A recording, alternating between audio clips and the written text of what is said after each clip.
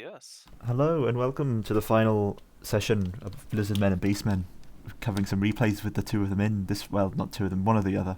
This one was Beastmen, played by me, You'll, and Norska, played you'll by notice. Ranveer Z. Thank you to Ranveer for participating, even though this was a quick match, it still counts as contributing. Yeah, but you see, there's a big problem with his army composition, and one of it's that he doesn't have javelins. No javelins, yeah. And only one unit of horsemen. Yeah, and it's a throwing axe variant as well, which is a bit weird against the Beastmen. Yeah, a bit redundant. Let's start off with the Norscan army. We have three units of berserkers. One of them is the Brutes of the Hound, which are the unbreakable variant. Some marauder spears in the front, ice sword marauders in the back right there.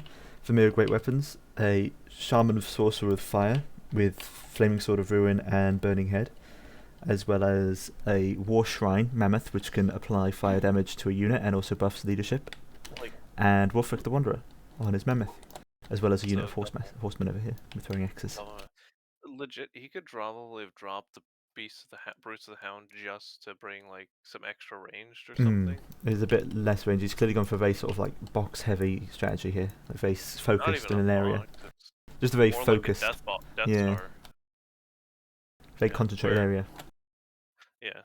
I guess he's banking on the fear and terror from that to break from the mammoths and the berserkers to hold them in place. Hmm.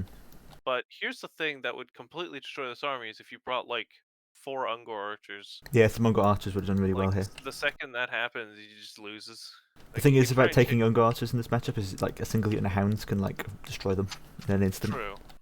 But you could just have Ungors near them or literally or use some Centaurs to try and chase off, because I think Centaurs should be Ice Wolves. I imagine they should. No.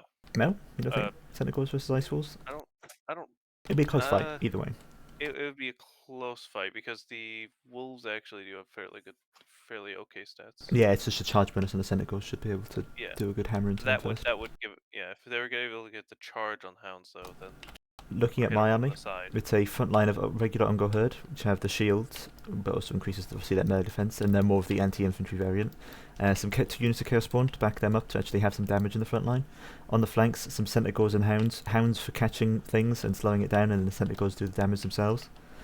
And then over here, I've got a Fighting Corps, Manticore, recently added to the Beastmen roster. Why they didn't have it before, we'll never know. 2 units of Minotaur's great weapons, Taurox leading the charge. Well, in the back here, and a Bree Shaman of Beasts with Flock of Doom, Manticore Summon, and Wysen's Wildform, as well, of course, the dagger that boosts magic recharge and can recharge that in the melee. Given the fact that he's brought 2 Minotaurs, I think Taurox and those Minotaurs with great weapons are gonna have a real fun day. Yeah, because of course Taurox applying Slaughter's Call, boosting the melee attack of these guys. Yep, there it is. Yep. Whenever he's in melee, that is. Yeah. Which is and if they're fighting the Minotaurs, they're going to do just so much more damage. Ungor's proving their role here, just absorbing any missiles that need to be absorbed.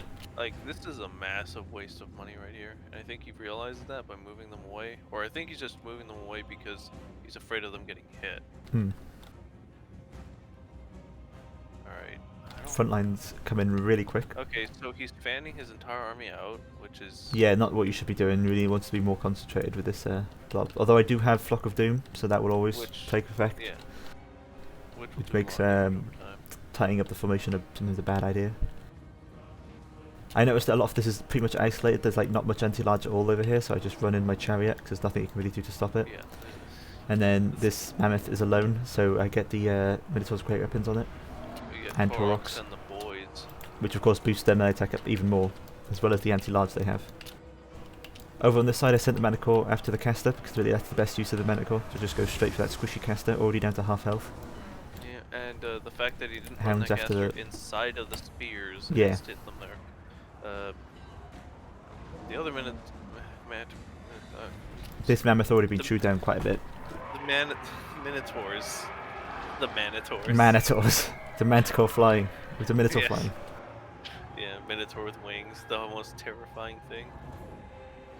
But yeah, Wolfric's still bashing around. Yeah, Wolfric's still going around the place, but this other mammoth be has been shut down for now. the other worst part is the fact that you have Chaos Spawn, and he's got a bunch of Berserkers, which is like the best case scenario for Chaos Spawn. Yeah, even though they do die still kind of quick, they die put a lot of fairly damage. fast.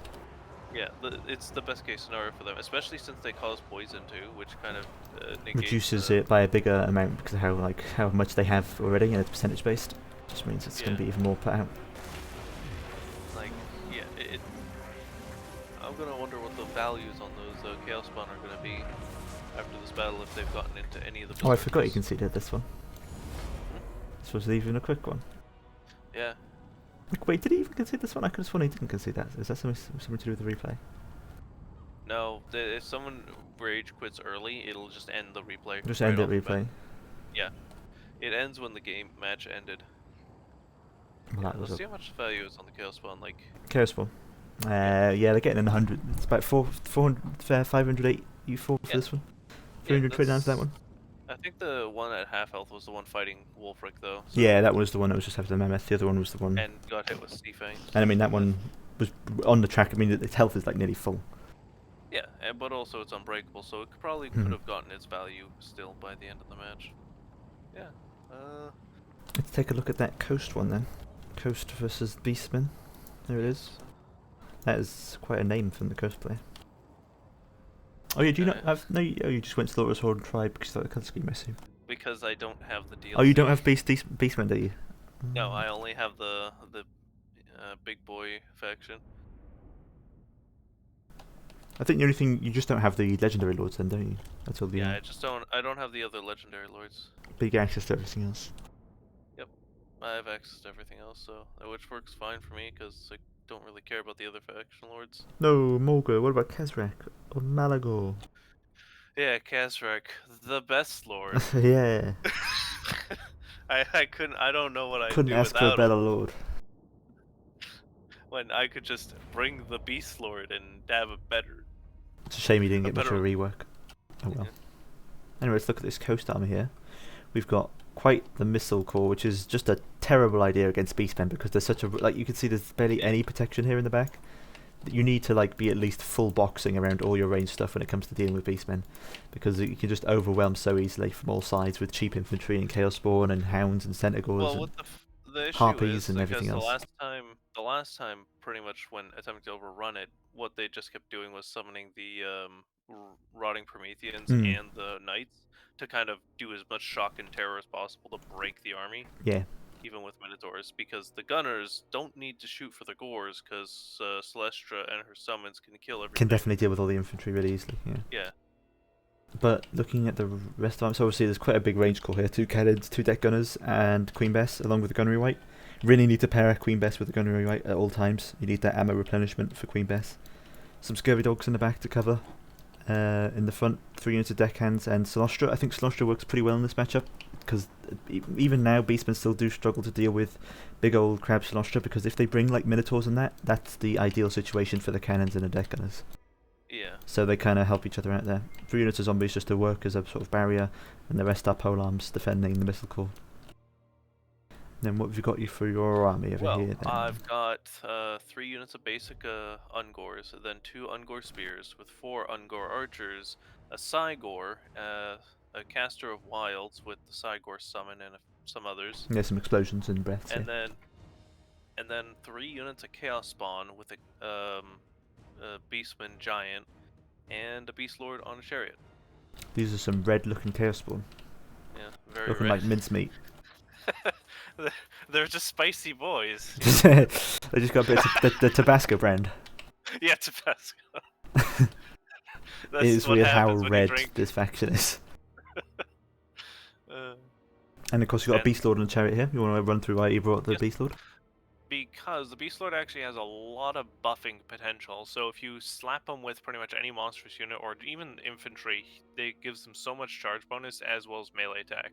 Because he has both the Apocalyptic Charge and also the Vision and also the Horn of the First Beast, which can pretty much apply 48 melee attack to everything around him. And that's generally the reason you're bringing him, is because he's apparently immune to psychology, which is nice. Yeah, I think that's because of his primal fury he has activated. Yeah. The ability. Okay. As long as his leadership's higher than anyways. 50%, everything gets energy psychology.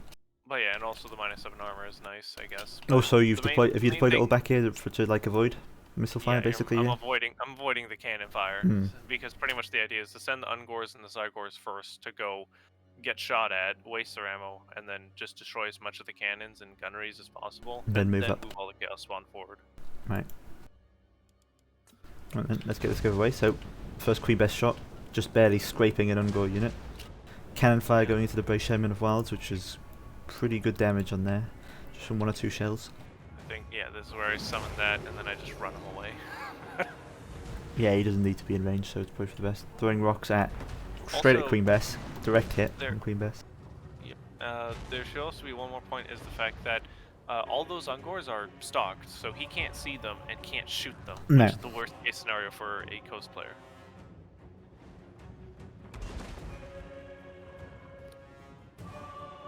Oh, that's a miss. He keeps moving. That was a perfect rock throw. That was a beautiful rock throw. Especially when you consider the morale of Queen. Actually, no, it's not. Oh no, it is crumbling. Yeah, and he doesn't have any vampire healer to heal it up. Yeah. Which means that rock single-handedly killed like all of the crew on Queen Bess. Which he's pretty much wasting all of his ammo on, and then here. Also, you can see here just how Ultra Fire just shreds the deck gunners because they don't have any armor. Yep. 15 armor is not going to save them from that. And Ungor Herd can easily kill these basic zombie units. Yeah, really. Yeah, it's a good matchup for the Ungor Herd. Yeah. I'm missing out on a lot of like Sirens, which can help out in this matchup. Oh, there goes Queen Bess. Queen Bess is down. Queen Bess. You can just see here, just like the volume of the fire from the Ungor archers just shreds deck gunners. Yeah. Destroys them. And he spent so much time just trying to shoot the Cygors when, especially one of them, like that Cygor took all that damage, and he's a summoned unit. He's gonna die. Yeah, he's shooting the summoned one. I mean, this one isn't summoned and it's on half health, so this is the one he should be focusing on. And the thing is, I can still just run up and summon the second Cygor to finish off, and then that one dies. And I think this is when I start moving my units forward, is I think when he gives up. Yeah. It's quite rough as well because most of the Vampire Coast stuff has low morale. So when it takes that much damage and you don't have a Vampire caster to heal it, then it's just doomed to die. Yeah, it's just doomed to crumble away. Yeah, doesn't even stay to fight. Didn't even get to bring in your reserve. Yeah. But yeah, because I'm assuming this player because from what I can tell, they only know how to box and just shoot cannons at people and hope that they. Yeah, he was very far in the back line. Didn't have enough. It wasn't even that he was boxing because he wasn't protecting behind them at all. Yeah. It just needed a lot more protection on that range. I think he just brought too much ranged overall. Yeah. He also brought like mortars to deal with archers, or if he needed these scurvy dogs around the flanks to deal with the archers. Yeah. Well, granted, even if he had the scurvy dogs on the flanks because he sent them forward to go after the archers when they appeared. It's just the fact that that's right into the Ungors, isn't it? Yeah. It's not what you do. They ran straight into the Ungors, which I had right behind them. So.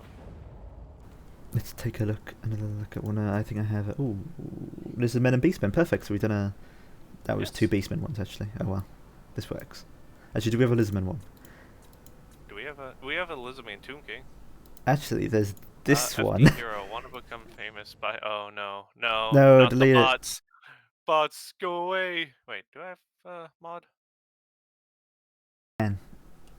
Ban. I first time I banned someone. Did I delete his messages? I can't see. Yes, deleted my moderator. God, I can't click off this now. I can't click off this. Oh no. How do I get rid of this? Oh, there you go. I can just shove it up there. There you go. Did it. Keep an eye out for that. It's my first bot. Oh, I'm so proud. It's like that's how you know you've made it as a person. Yeah.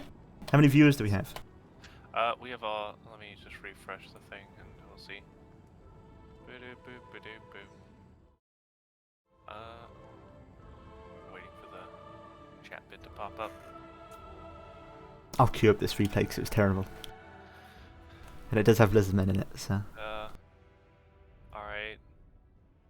Chosen. Yeah, how many viewers do we have? We have whole 3. Ooh, what a terrible bot. Why would it come here? Yeah, I know. Well, technically, it shows that there's like 5 users, and then 6 including yourself. Right. So.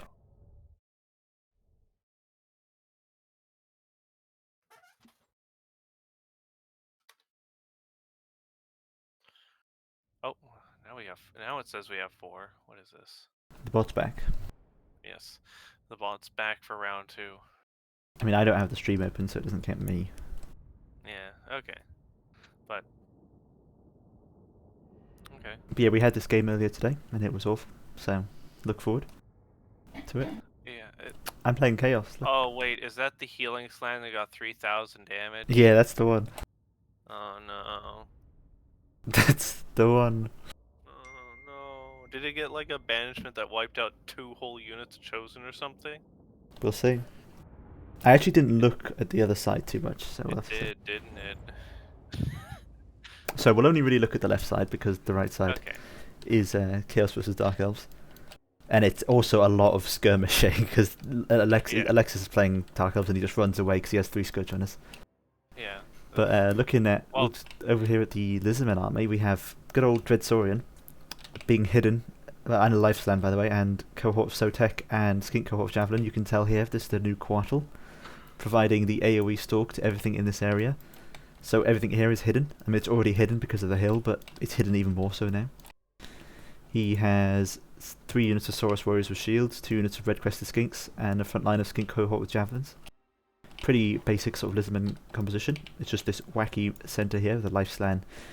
He also accidentally kept Dwellers from below on the Life Slan. I don't know if that has an effect. We'll have to see later. And of course the Dreadsaurian, we've already said. Looking at Ted's build, Bretonia. Yep. Classic Ted build, not really, because we've got the Fae with 2 Paladins. This is a massive change. This has truly revolutionised the Ted gameplay. 3 units of Questing Knights as well, guarding the hero trio there. 2 regular trebuchets in the back, 4 units of archers, 2 of them are pox archers, 2 of them are regular. Frontline and men-at-arms with shields, and in between the archers and the trebuchets we have some spearmen at arms with shields. So let's get this going. Starting off, the trebuchet is firing at the Quartal, so you know Ted is playing. Because he's just fired trebuchets at a giant snake. At a flying unit. Mm-hmm. You can take a quick look over here. You can see that Alexis is just running away, firing Scourge Runner around at me. Yeah. Cough, cough.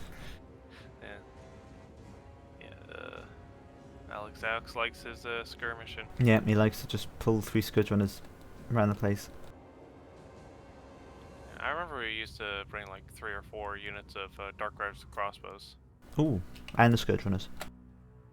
He'd only bring 1 or 2 of them. No. It was after the nerfs to the Scourge Runners. So this battle starts off pretty slow. Just a lot of back and forth from both sides.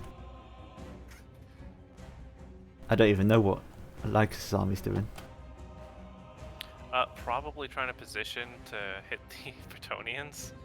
Trying to, but it's hard to tell. Okay, I think this is the point when they actually start attacking. So right now, basically focused on the Dreadsaurian being hidden, and now it's been unveiled. Not that there was that much to really hide it from. Here it goes, slamming into some men-at-arms.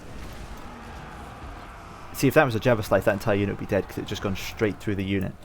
But the Dreadsaurian's attack animations aren't like that. The Dreadsaurian isn't completely broken. No, far from it. Yeah. That's also why, again, some stations with the Jabba, if they fix how their charges work, then it won't be like as powerful as it currently is. Ted just pulling everything in his hero core and his Questing Knights to take down that Dreadsaurian. Oh no! I see. I think I see where the the value came from. Oh, actually, it doesn't do too much damage to them.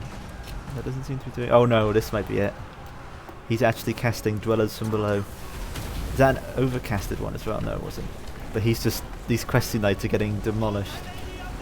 Oh my god, I've never seen that. Banishment doubled back around in there as well. That was disgusting. That is. Those 3 units of Questing Knights literally don't exist anymore. And that's probably where he got his 3,000. That's single-handedly where the value all came from. Although the Dread Saurian showing that it just gets still demolished by archers because it's just such a huge target. And it has what? 130 armor? I mean, that's quite a bit, but it's not enough. It's 130 armor, but the problem is... there's so much. Well, it's the fact that also archers are really accurate and that... Good volume of fire. Yeah, they just fire so consistently, which... Like, a good archer would be able to fire, like, what, 3 arrows a minute? That's good soldiering. Yeah. Yeah. in any given weather as well, yeah. In any given weather. Anyway, the hero core is still going strong, clearly from the healing of the Fae. Yeah, with the healing of the Fae and the physical resist that they get from the Guardian. The Guardian ability, yeah, from the Paladins. Overcasted Shield of Thorns as well there. Just to really increase even more physical resistance. That means all of these has 35% physical resistance, each of these heroes. Yeah. It's doubling up the Guardian ability. Wait, that's No, actually, did they fix that? Did he bring them on both? He did bring them on both. Have no idea. Check the Fae. See if she has 30%. Actually, no, because she has extra because she has Blessing of the Lady, so she's currently at 35%. Yeah, no, she's only got 15% bonus.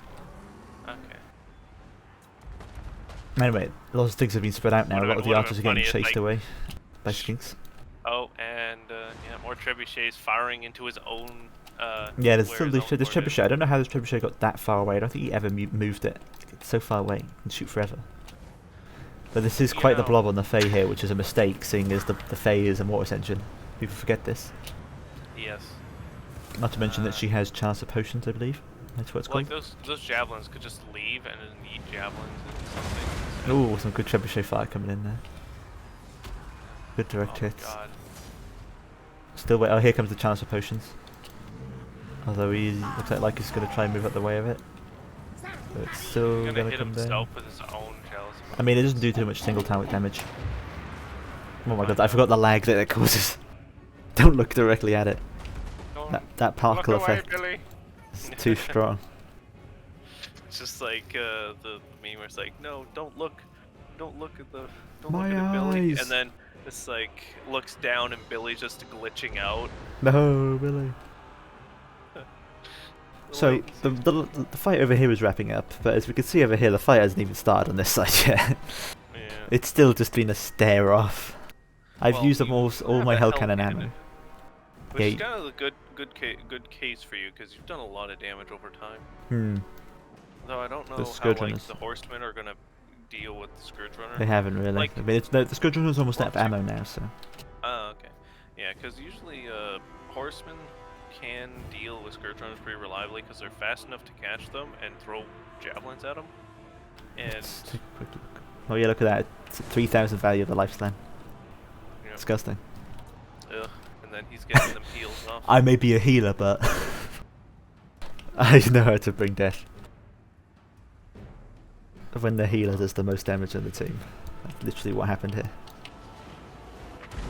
He just ate a hell cannon round. Like a Chad. Of course, Lycus was missing When the key you've points got to take a out these chin- paladins, really, at this point. Yeah. He hasn't got anything to deal with You them. got a chin so strong that even the health Even can't phase the you. souls of damnation cannot phase you. Oh no. Well, those paladins are after that Dreadsaurian. Yeah, this feels like a weird warped world. Yeah, I think at this point, might as well just turn around the Dreadsaurian. Just to Yeah, I mean, it's got enough damage, and he's just trying to heal up, I think. I've been firing my hell cannon at it now, so I think nothing else better to fire at. yeah. Although I do get, I think, a really good flaming vortex off. This is like an in-cap level flaming vortex. Let's watch this real quick. Alright. So you see this Hargonet Executioners here?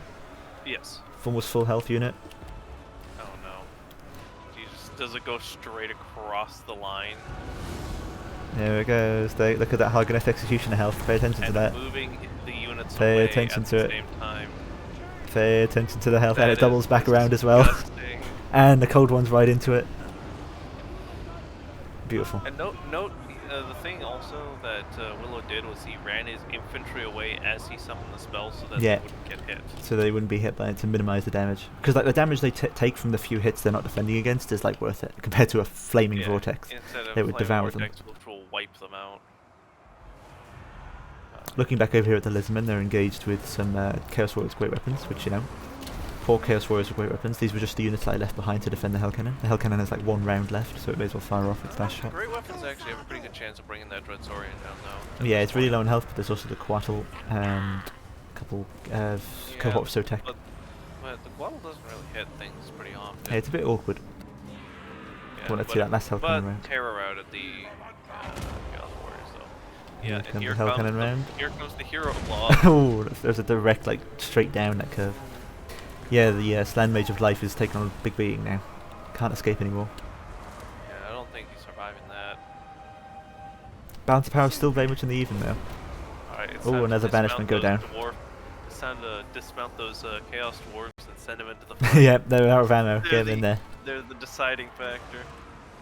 It'd just be funny if it's like they had the stats of actual like basic Dwarf Warriors though. They had the stats of Chosen. Yeah, just of aspiring champions occurring. That would be way better. Yes. That'd be great.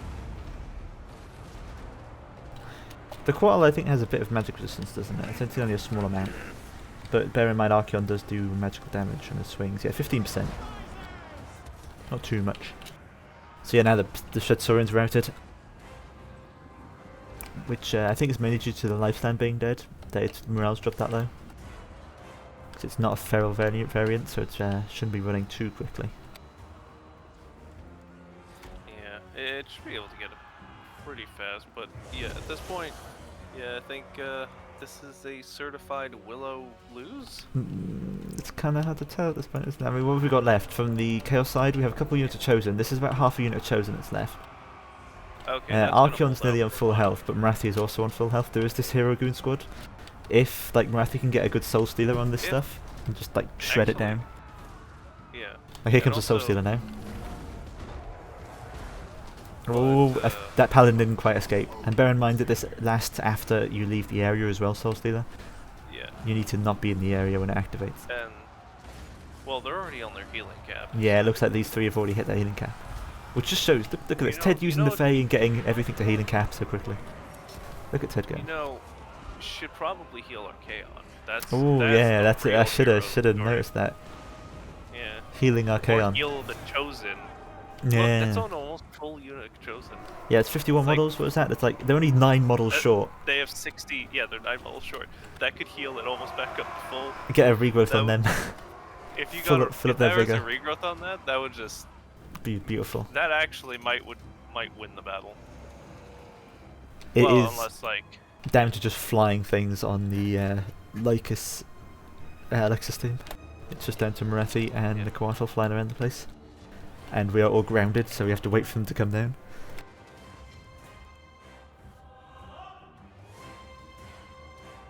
Taking me. I noticed they keep trying to go after Archeon, but Archeon never gets a hit on Moretti. Yeah. Because he keeps taking off. It takes a while. Pretty much at this point, the best case scenario is to group Archeon and Fae together. And yeah, just try and get them just to... But then again, if you do that, there's the risk of like Soul Stealers coming down. Yeah, I guess. But the thing is, you can just heal, because Fae can keep regenerating magic. Hmm. Oh, I finally get a hit on Moretti here at the end there. Yeah. Oof. And then the second one misses because he waited too long. Yeah.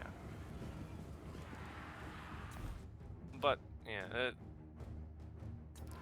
the main thing at this point would be just kind of trying to just wipe out the infantry at this point. Because that's the issue, because all Alex is really doing is just cycle charging and not really engaging.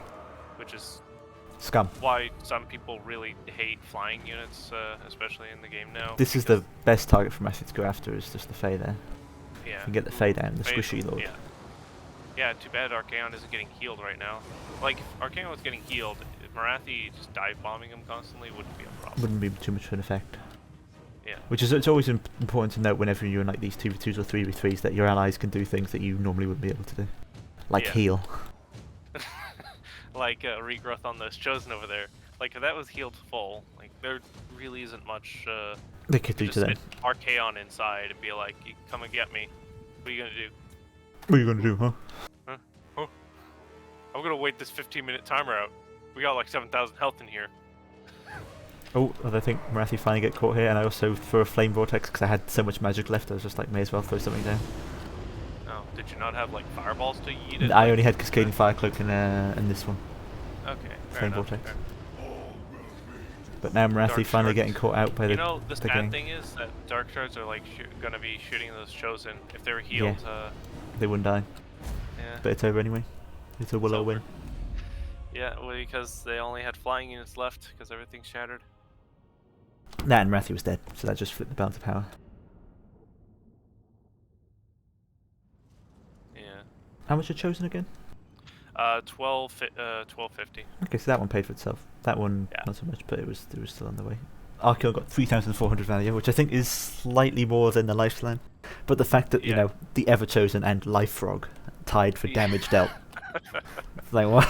Something's not right. I don't know about that one. Hell Cannon, 1,750 value. This Mortar did well. 800 from that. Surprised by that.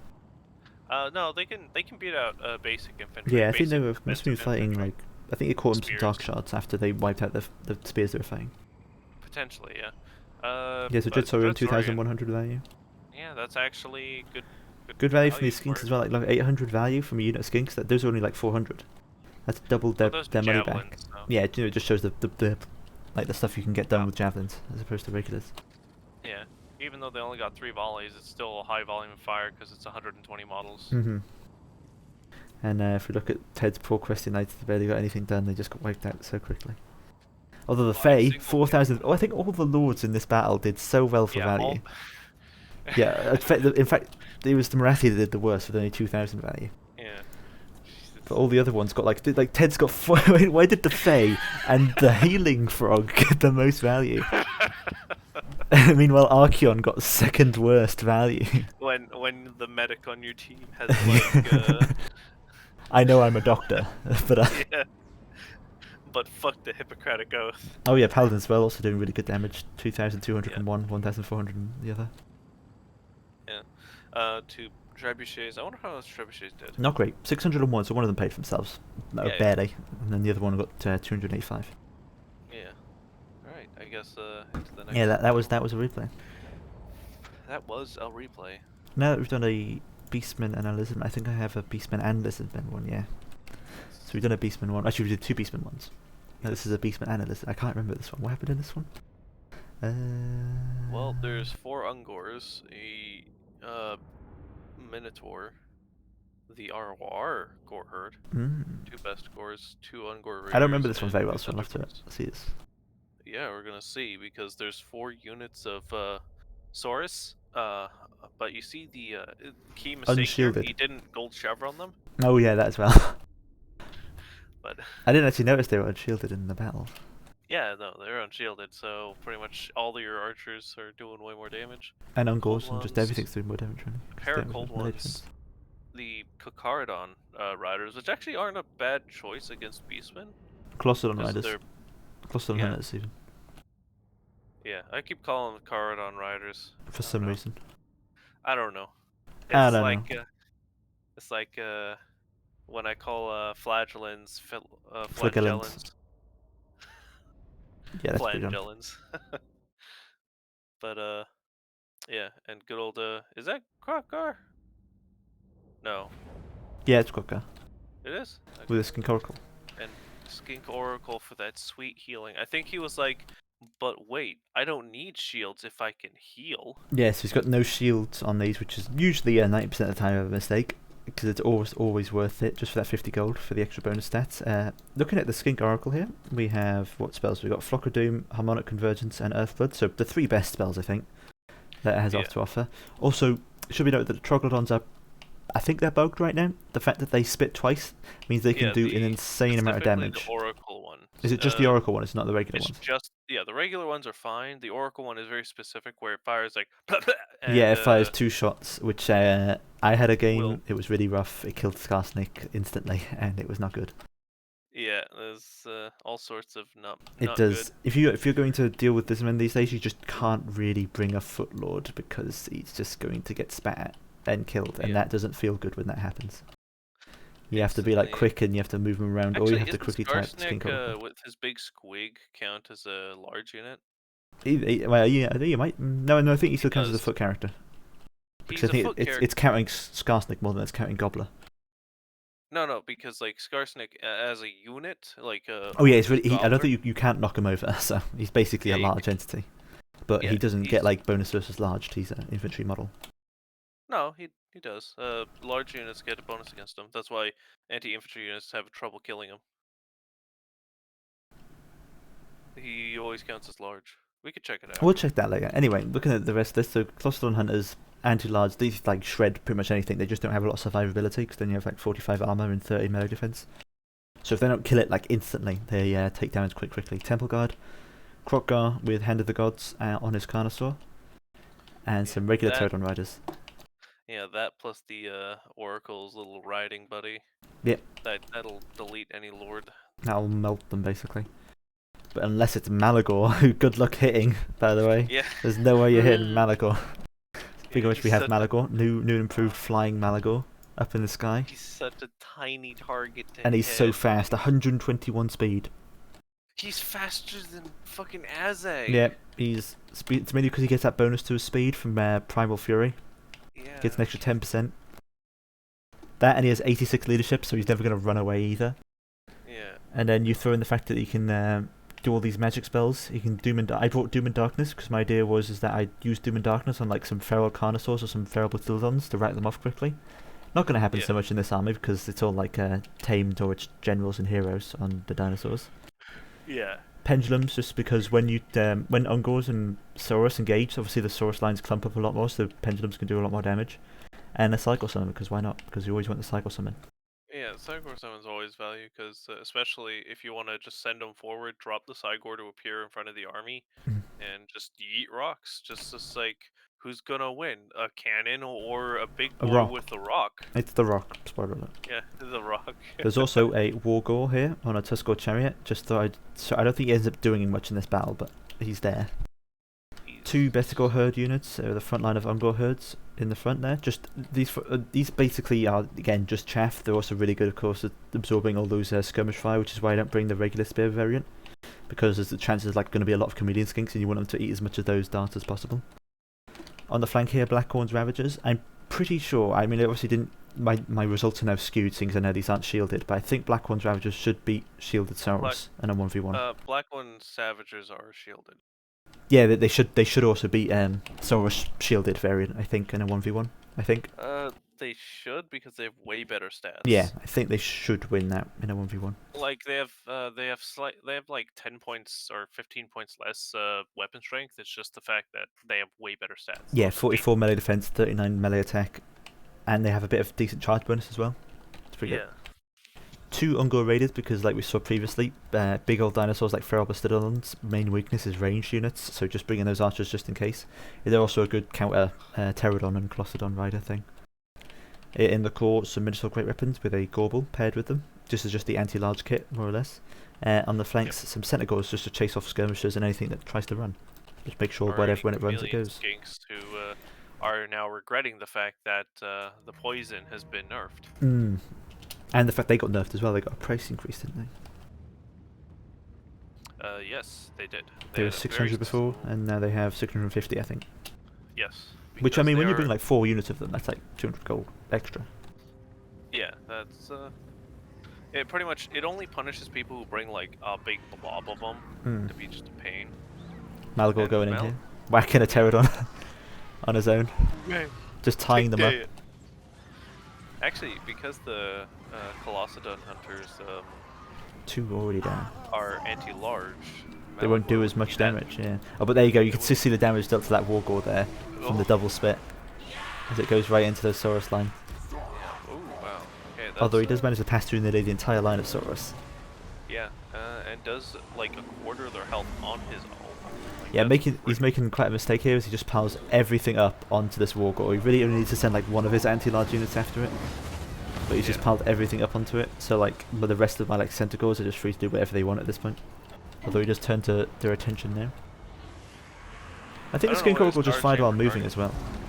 Yeah. I didn't realize I could do that. Yeah. But he also had the Star Chamber Guardian just standing there doing These are just nothing. regular Temple Guard. They aren't even the Star Chamber Guardian. Oh, okay. Just Temple Guard. Which, by the way, are really, really good matchup for Bestigors. This is what I bring the Bestigors for, just in case he has these Temple Guards. Yeah. Oh, look at the poor damage. This Wargore, yeah, this Wargore just got destroyed. I forgot about this part.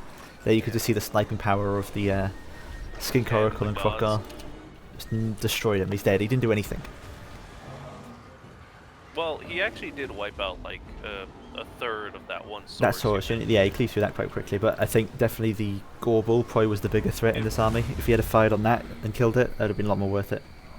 Yeah. Oh wait, you summoned the Cygor on top of the. Yeah, just to use it as a melee tool. Here you can see as well the Colossal Hunters, even though they do really good damage, they just die really quickly. Because and I just use Malagor here to chase them off. The Cygor still has 47 melee attack.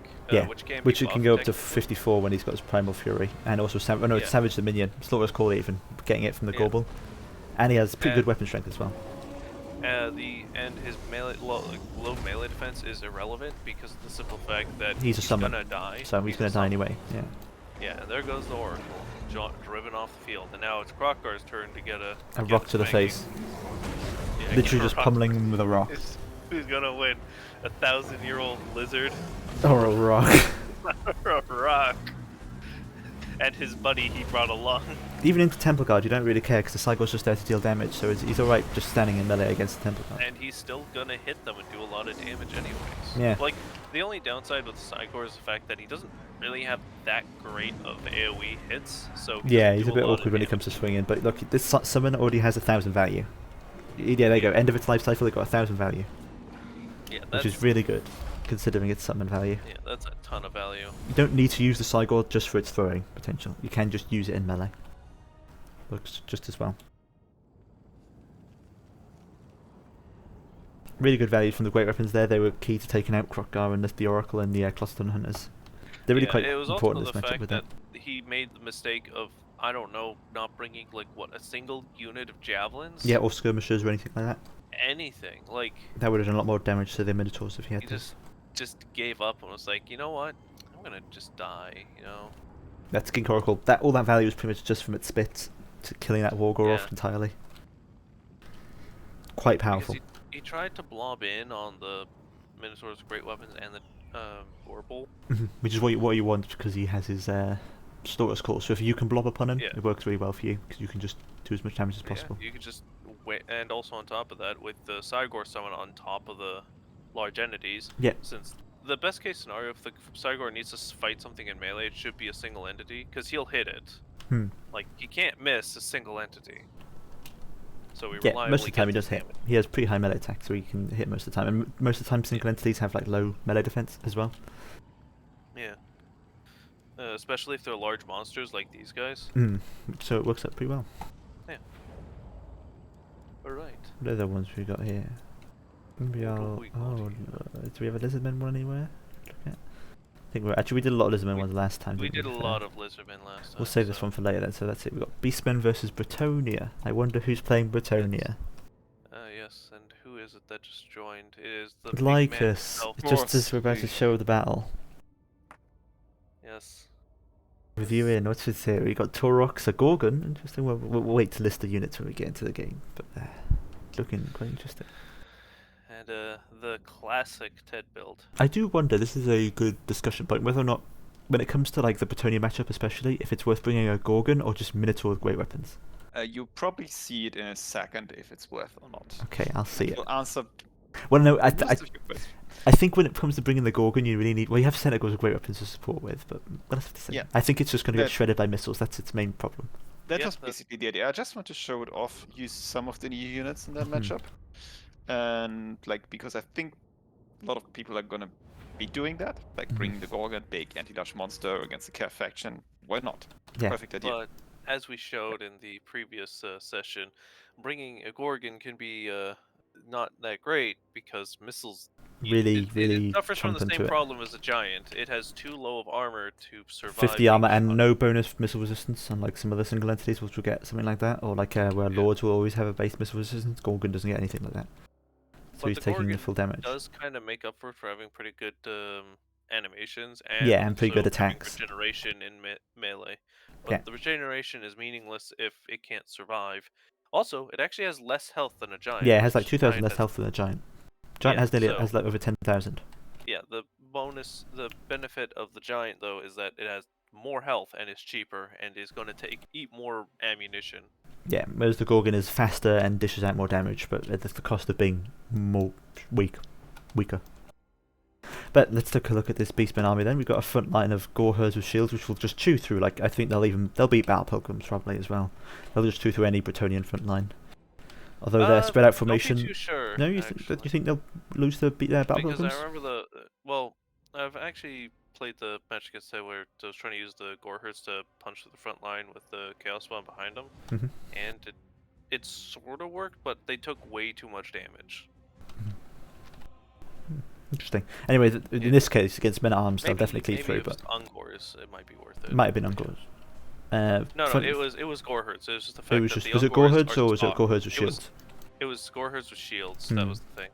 And well, obviously you they need the just shields got because, shot as we can see, they'll just get shot to pieces. Yeah. Otherwise. But I feel Ungor would be a better option to try and run down Bretonnian archers because they have stock. Yeah, so they can't get shot as much, but they already have the shield to help them with that. Yeah, so if we're taking a look at the Beastman army, we have on the far left flank just an Ungor spearman herd. Why not? Front line of Gore herds with shields going into the Bretonnians with melee. They should be able to do quite good against the men at arms. A Brave Shaman of Wilds with no Cygor summon. Okay. Lycus, explain. Is Lycus here? I didn't want the Cygor summon. Why not? Because I want to use the debuff ability from him. I don't know which one You it can is. bring that and a Cygor summon. Yes, Devolve, but it's really cheap. costs lots of magic. It's only 4 magic though, Devolve. You also put Brave Scream. I wanted to bring the Wolf, see if I can slow down the calf, and I wanted to test out Brave Scream. Fair, okay, we'll see how that And goes. then use the passive basically from the lore. So like we said, we have a Gorgon here, along with Taurox, the brass bull, with just everything. You brought everything on him. Yeah, pretty much. And Koroks Man Rippers, anti-large, armor piercing. Should be ideal against Bretonnia, at least in theory. Centaur's great weapons, their armor piercing you kind of need against the Bretonnian knights. Although they don't have as much good stats compared to regular Centaurs. Another Ungor Spearman herd on the right flank. And way in the back we got some hounds, just to clear up archers I assume, which they do a really good job at because archers are so weak. Speaking of archers, the Bretonnian infantry, this is looking so familiar. If I have to cover this exact same composition, let me guess, it's 4 men at arms in front with, what's this, 2 pox arrows and 2 regular peasant bowmen. And then in the back, 3 spearmen at arms. Yeah, 3 spears. And over here we have Albrecht de Bordelot, Knights of the Realm, 2 of them, 3 of them, 4 of them, 4 Knights of the Realm, which, to be fair, you don't really need the armor piercing, except from with Taurox now. He's kind of a wild card in this matchup. You kind of need to bring armor piercing because of him. But if you kill everything around him, you could just ignore him and kill the rest You of his think army. you can, but he's not quite as slow or as hard to catch out, especially with that explosion. He can usually clear a path quite easily. He has more archers, 3 marriage yeomen.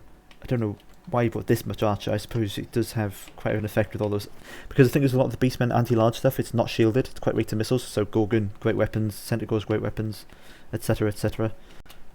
Missile fire works quite well. One of them is the ROR, which has poison effects as well. Ooh.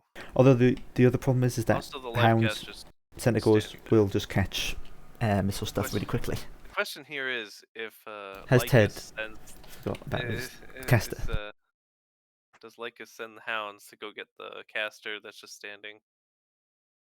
Yeah, caster is alone here, but she's within distance. Maybe he's just keeping a safe distance.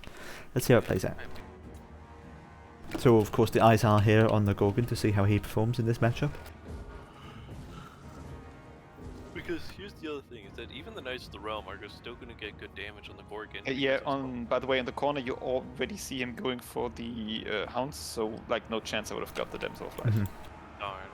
He was actually in chat telling me, I see those hounds.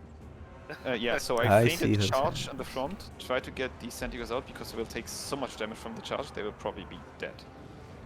break the charge with the Gorgon and the Brass Bull because like he's armor piercing, he has so much armor he's not gonna die, and then charge him with the Santigos. As you can see, all the gore herds are just getting decimated. Yeah, by that archer, like just volume of fire in the front line. Yeah, even though like Even though they historically should be beating this matchup. archers shooting into melee had a better chance of wiping their own units out than the enemy. But you know. Gorgon already down to half health here, Yep. Yeah. which is worrying, but you know, it can still heal. I think there was a Brace Scream somewhere in between. And the Devolve, I think. Okay, so Goreherd have managed to overwhelm the front line now, getting into the archers in the back. Torx using his little explosion. Gorgon can tear out these Knights of the Realm. How's the Gorgon done for value so far? Let's have a look. 900, I mean 1,180 value. He's not doing terribly.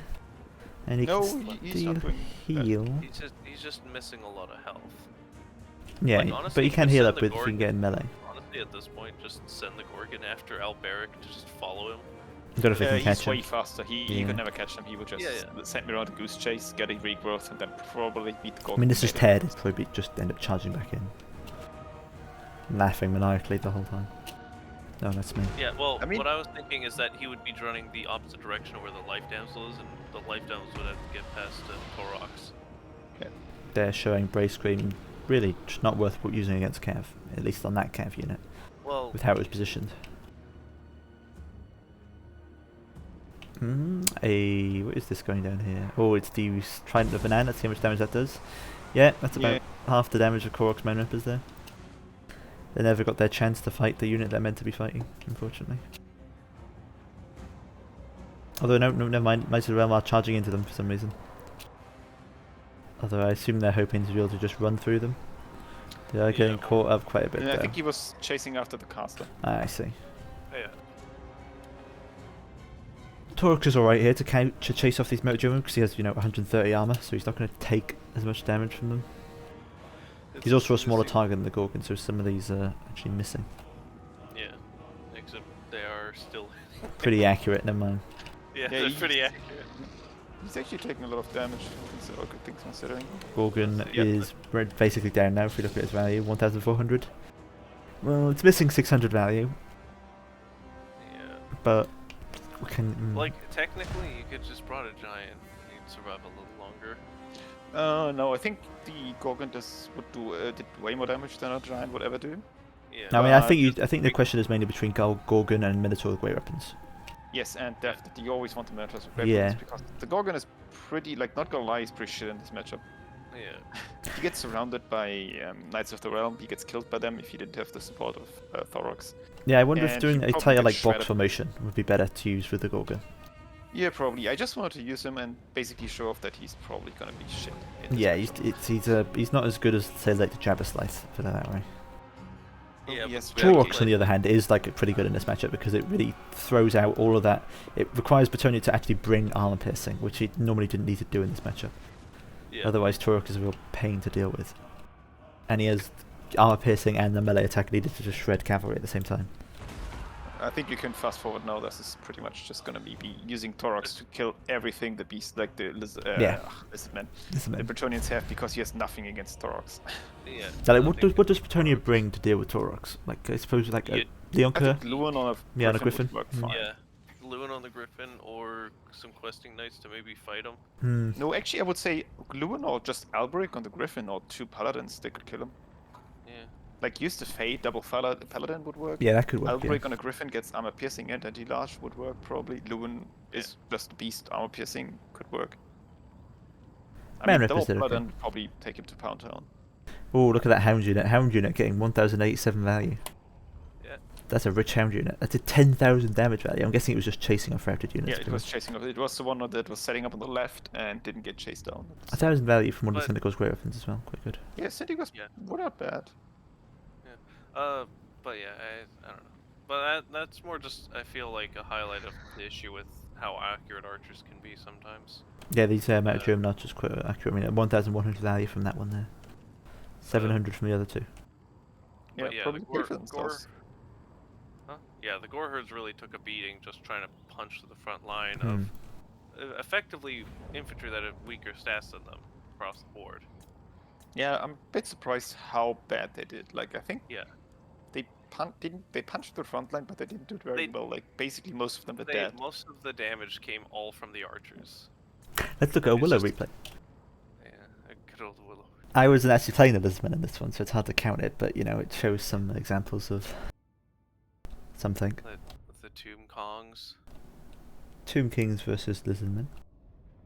Yes. Oh, and it's this map. And it's What the Nakai.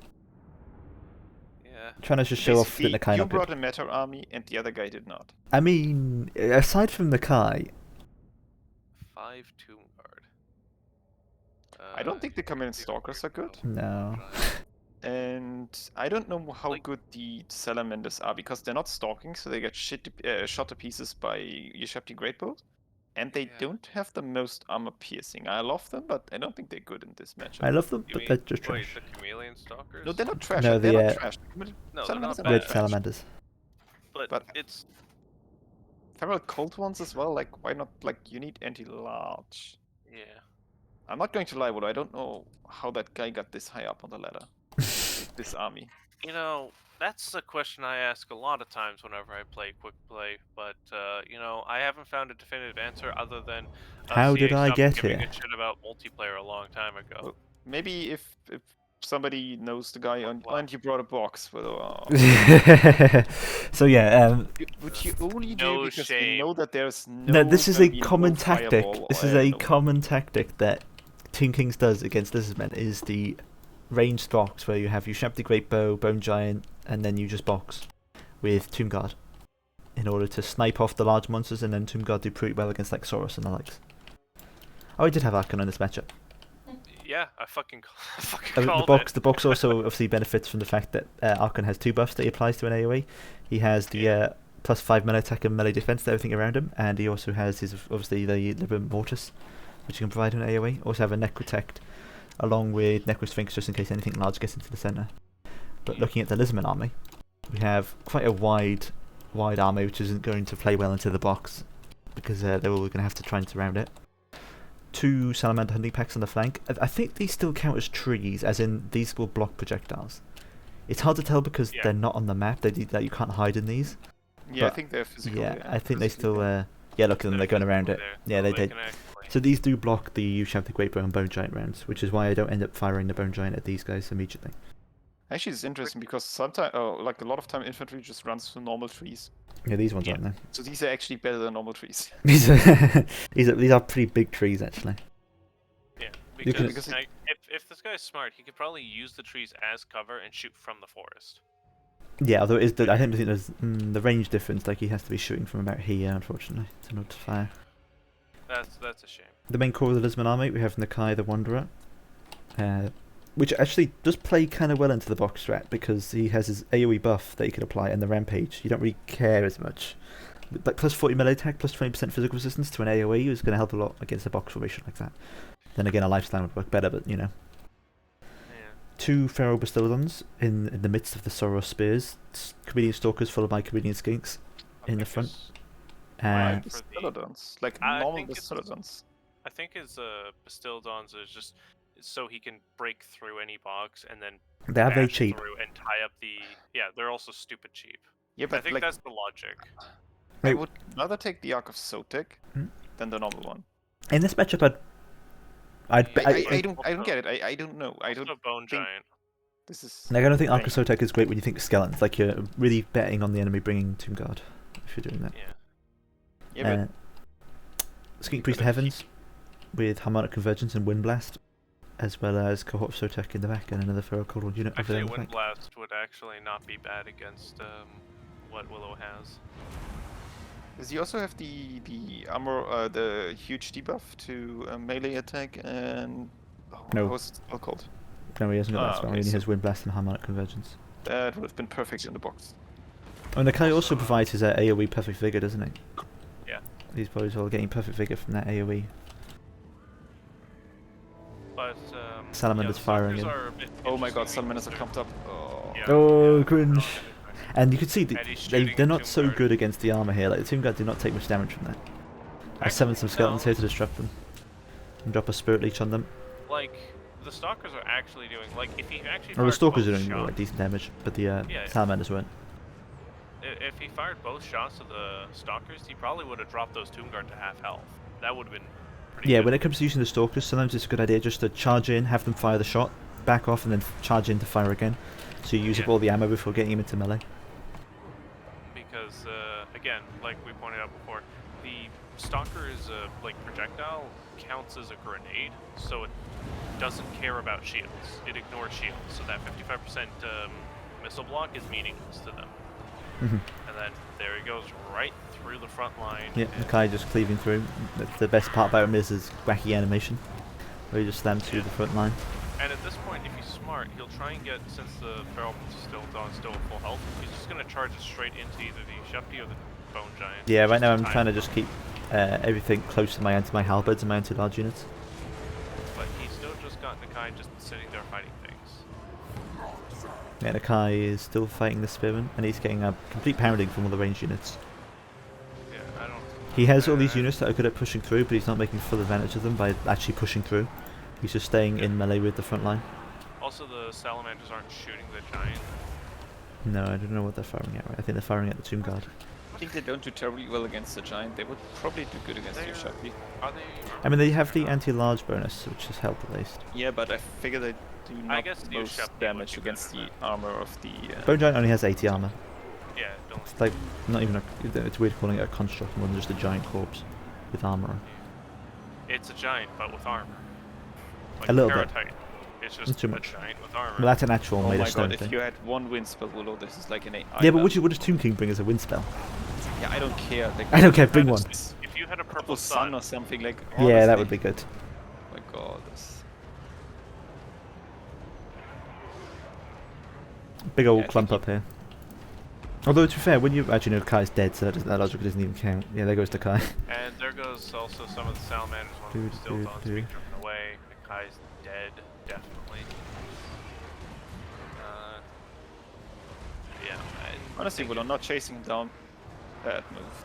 Well, he used a... Oh yeah, no, I Spirit put a spirit leech on him. And also he's... still alive. Yeah, oh damn, he lives on 208 health. I thought I had the right amount. I mean, one And bone he's giant coming shot. back, not chasing a unit down. I know, it's terrible. I just wanted to bring Arkan back, I think, because I wanted to apply the... Here's the For other thing, 5 is that all bonus. the chameleon skinks, what are they shooting at anymore? Like, they could have been shooting at the Ushepti just to put Yeah, well, damage I mean, they on haven't used much of their ammo at this point. Yeah, that's what's confusing me. Like, they have this gigantic target to shoot at the entire time. There goes the Kai. Wait, he's on 1 HP. Wait a minute. No, he is dead, right? Yeah, okay. For some reason it said he was on 1 HP. Yeah, he's at 1 HP. No, he's dead. He's dead. Okay, Yeah, I think there's a bug if you fall down, you get, like, because I've seen so many units on 1 HP, I think there's a bug if you get thrown down on the ground, you are actually on 1 HP, and then if you get back up, you get to 0, and then the unit dies. I mean, I don't think it's a bug or it's a, I feel like- misinterpretation of some kind of mechanics, but I've seen that a lot, so... Like, this player, I feel, had all the tools necessary to really mess Willow up, but just didn't use them very well. You think? I don't think his army was that good at dealing with It the was- box, but it I think wasn't- he could have done way better, at least. Yeah, that's what I mean. That's what I mean. Like, with the army that he had, he could have done God. much Oh god, better. look at that value. Before. I think he killed like 7 skeletons and then... Yeah. And the Stildons probably got no value because they weren't being No. charged around. What is about the foul cold ones? Like, what is the idea behind them? I guess they're kind of... Like, they're like Their armor Centaur throwing... piercing. They're like Centaur great weapons in that regard. That you just sort of surround Yeah. a large entity and chomp it down. Yeah, but I don't see them terribly well against like anything that causes fear. And I mean, yeah, they're good for chasing stuff down, but I don't. They're basically hounds, like voice Yeah, hounds. basically. Against Against skeletons. a Bone Giant, it actually, because Bone Giant's stats are actually garbage in melee. 1,000 value from those It's two. like God. 30-30 or something, or 45-30. Like, they could actually bring down a Bone Giant if they caught it. Chameleon Stalkers didn't get that much value from their booms. Well, So maybe Oh, well, to be fair, Oh, that they- was probably they threw it in and then they Yeah, were I think, fighting I think at the they probably got like 200 value from their boom. So if they'd have Yeah, done that yeah. twice, they would have almost paid for themselves. yeah, that's They would've- basically what they like the We value have they to get do. normally in most of the games. I have Yeah. rarely seen them actually pay for themselves. I think they are good if you need to break the front line with the blasting charges really quick, like Or against you want to Skaven. break the charge. maybe against elves because they have so tight formations usually on the spears, but Yeah. that's about it. I don't like them that much No, anymore. this was the last replay I submitted, but this one's actually good, I swear. This one actually isn't bad. Beastmen versus Vampire Counts. I think we have another one with Ted in, but Yeah, you do. So we can see how a really high level play. I think this was pretty high level if I remember rightly. And then he's gonna have a line of death of just zombies. He does, but it's Beastmen. Who cares?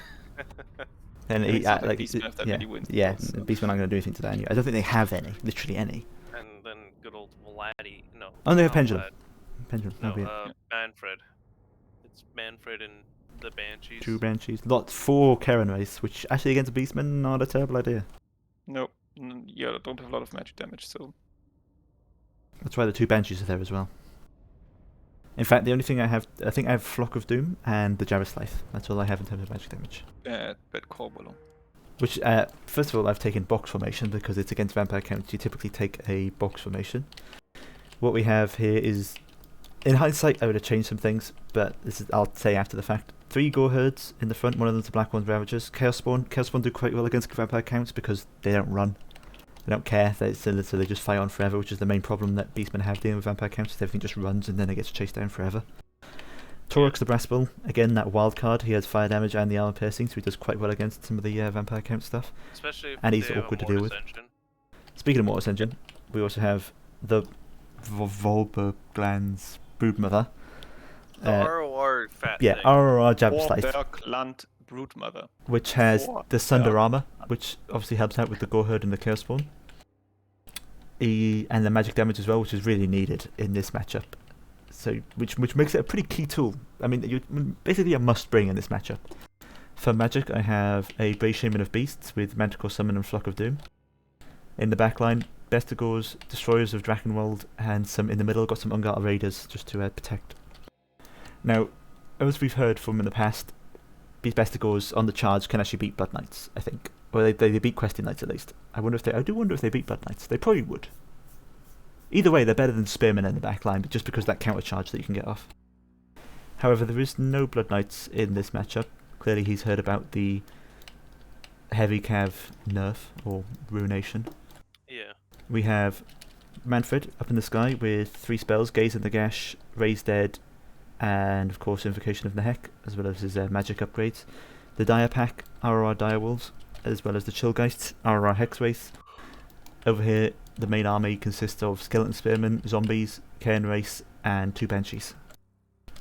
So I feel like sending all his most valuable units forward to die isn't the best strategy. I think he's just trying to chip away at me. I think that's his idea, is he wants to just pick off units. Gaze of Nagash just all the time. I don't think he uses Gaze in the Gash at all. I think he literally just tries to pick off singular units, like with the Chillgeist, like just charging them into Bestigors, just to chip away at them. Actually, you could have brought Death Magic, because then you got magic damage. Yeah, I was thinking of bringing Death Magic, but I thought Beast Magic. Because I mean, Double Caster, I think, is fine, because you don't pay too much. Yeah, you Just can Yeah, slow I think if I were to it. change something, I think I'd want to switch out the Gore Herd for something, because they didn't hold out too well, and also the Ungo Raiders just died immediately to a Raised Dead summon, so they're not worth bringing in the Yeah, slightest. I'm wondering where you brought those. I just I guess I brought know them what to, you like, want to do yeah. with them, punish Flying Lords, but And also Mortis Engines in that. Right. Didn't work out too well. Breastbolt really does well with Mortis Engine. Yeah, he will clears see that in up. the matchup against Ted. If you cast it. I will do, after this one. First Raised Dead summon going down, straight into those Ungors. Actually, no, this was an Overcast as well, Skeleton Warriors. Hopefully to take them out immediately. Yeah. I reply by basically just pulling everything back so that I can wipe out the unit as quickly as possible and then minimise the effect. You see there, the charge Chillgeist just had on the Bestigors, they actually took more damage, even more so because they just got hit by the Jabberslith, but the Bestigors barely took any damage from that, just showing how cavalry has fallen so far, which is really hitting vampire counts, as you can imagine. Yeah, but if we had like one unit of Blood Knights, I think you would have killed the Jabberslith now. Maybe, but the Bestigors backing it up, that's the main thing they're there for. But... Like, honestly, I think his infantry core is a bit too much at the moment. Yeah, Like, It's a lot, like, it's a lot. really. Another Overcast Raised Dead, but I managed to dodge the Ungors from it this time and just get the honestly, RR if you right had- in instead. get the butchers at Kalkangor, like that infantry army wouldn't be a problem. You just throw them at it. Just kill it. That's what the Jabber Slice there for. Yeah, I mean the Jabber Slice is probably better at it. Because of his That's true. broken charge animation. If you charged it in from the side, I think it would probably kill like half the army now. Overcast Flock of Doom, which with that effect literally just hit the entire enemy army. Oh my god. How I much think, value is that? actually, I think that was a regular. That was a regular actually. Unfortunately, I don't think I got the overcast on. But I do cast an overcast later, I think. Jabber Slice just doing that damage as it runs through. With the animation of the Jabber Slice, Cairn Race actually kind of difficult to deal with because how it runs through. Yeah, what you want to do with the Jabber Slice is charge it from the side if you can, because if Willow would have now charged the Jabber Slice into the entire front line, like I've seen it take off Men-at-Arms to basically half health with one charge. No, you can Because absolutely the wipe it charge out. is so broken, you can't do damage to it while it's basically in the air, or like do way less damage, and it just does shit ton of damage, especially against the Ethereal units in the front line probably. Let's see how it does against the these die pack game. I think this is an overcast. I think. Yeah, he'll get an overcast there, which is somehow hitting the units over here as well. As you know, I think that's the Mortis Engine effect. Because there's individual units. Yeah, look at that melt. Let's take a look at the damage on the Ray Shaman if we can find him. I think he's currently engaged here. Hard to get a hold of. Engaged in. Here we go. 1,000 value already. Yeah, 20,000 damage probably. dealt. He's already dealt 20,000 damage. Just will out Mortis Engine the vampire counts. Yeah. The Banshees are still kicking quite strong. Because of how wacky the Jabber Slice animations are, it's not like he does them very quickly, so if he misses the first time... he's not hit this Banshee yet. And I think it's just because he has Slippery activated, at least. That time where No, it doesn't. Giant tried to swing at Malad and he just kept missing. Yeah, it's small target. It's probably not the best at actually killing single entities. Yeah, the Jabber Slice is much more for entirely- cleaving infantry, basically. Like, if you want to kill a Jabber Slice, you just throw some heroes at it and pin it down. Just keep doing damage. to Which it. is maybe some of the reason why you might want to bring a Deathcaster instead, just so you can give like magic damage to Taurox and watch him destroy everything. Ethereal. Actually, fire damage is nice, but Considering despite all those Flocks of Dooms and the Jabber Slice tearing about, there's still tons of Vampire Count infantry left. yeah, but it's all like kind of meaningless Skeletons infantry. and there's some There are Cairn like Race left. 5 units on the left, there are like 7 units being held up by 1 Gorgat unit, so... And actually their low leadership means they're actually getting hit by the Jabber Slice Aura of Madness. I don't know how Aura of Madness affects undead, but won't question it. Isn't it just a basic Mortis Engine where they're just dying Yeah. slowly? No, I think it's meant to mean they're being turned mad and they start killing each Then other. why don't we check on their Aura unit of card? Madness. Yeah, it's not immune, they're not immune to it. Yeah, those that look upon the Jabber Slice too long will suffer insanity, even causing injury to themselves in a desperation of escape. I don't know why Should that's work affecting against that. undead, yeah. So let's pass over them and see if they are affected by it. They are Yeah, they are. affected. You can tell from the you can see the effect being triggered on them. Okay, yeah. Yeah, there it is. But yeah, with Taurox, the Jabber Slice, and the Bray Shaman, he doesn't have anything that's going to stop that. Here's If he Manfred still gets flying rid around. of all the infantry, he will probably get rid of them at some point to just drag them down, but I don't think he can get rid of all the infantry. Yeah. Because he lost his... I think all his cav is dead, and he... Yeah, Chill Guys are dead, and the other one was just the Dire Pack, which is gone as well. I do wonder whether or not the Vampire Count strategy of just Blood Knight spam works as much anymore with how heavy Cav's doing these days. I think it's still better, because like, every time I see... Oh, an these, Overcast like, Rocket in, by the way. Vampire counts lose really hard, it's usually because they have like 0 Blood Knights. Yeah. And they still would do really well against But I any don't of see them these win very monsters. hard with Blood Knights these days either. Yeah, but like Because usually you you're could using like Blood Knights they have to problems kill. pinning down the heavy monsters. Yeah. Mhm. You Like that's wanna usually kill what goes on. Like the Jabber's life is just running around. He couldn't do that if he would have surrounded him with Blood Knights, and he could have isolated him at some point if he would have been really careful. And honestly, I don't see the Svillant Spearmans do anything in this game. No, they're there for just to chaff out, Yeah. basically. Yeah, but then you can just bring go, regular like, skeletons, just yeah. remove the chaff, get zombies or something, because you're not getting more value out of them. Well, he already And- brought 5 units of zombies, so. Yeah, maybe hits cap. But then again, you should just put regular skeleton warriors because they're cheaper. Could have brought the tithe. Manfred is still kicking around. With having the Flying Lord here, obviously it's very difficult for Beastmen to deal with that at all. But also, here's I the don't know what thing. Manfred was doing most of the time. Like, I want to see his value at the end, because he's still at full health, and He didn't do much, I Honestly, think. since he expected the box, like the Bloodring Vampire Lord would have probably been the better choice. Manfred has got 246 value right now. Yeah, that's like for something that costs over 2,000. Not great. And Torox is now getting into him as well. Even with this health left, Torox will still probably beat Manfred in this situation. Oh yeah, 100%. Yeah, but Manfred, honestly, the Manfred's more Jabberstaff of a animations are caster broken. than- They are broken. Just going Sorry. around the place. He doesn't care. He just slams through everything, Because, anything. Usually what's supposed to happen is they strike the units, but there's a chance of like it succeeding or failing. But it seems like whenever the Javelin charges through something, every single model it hits counts as a hit. Just automatically hits them. Look at him go. Look at him just go through. It doesn't do the most damage, but like honestly, against like infantry, it's insane. Yeah, against infantry, it's pretty much. Not to mention it's the same animation playing over again. It's not like he has a short charge animation and then the really long one that he does. He's just always the long one. Yeah, it's completely like honestly, CA like fix this. This is so broken. Yeah. Like look at this. He just killed. Never. Okay, one it was crumbling, but like honestly, this it kind of feels unfair to bring it because. Should have used that as a screenshot as a thumbnail. Yeah. Yeah.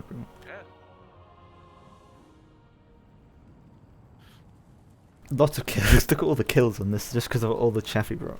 Like his army was 1,600 strong.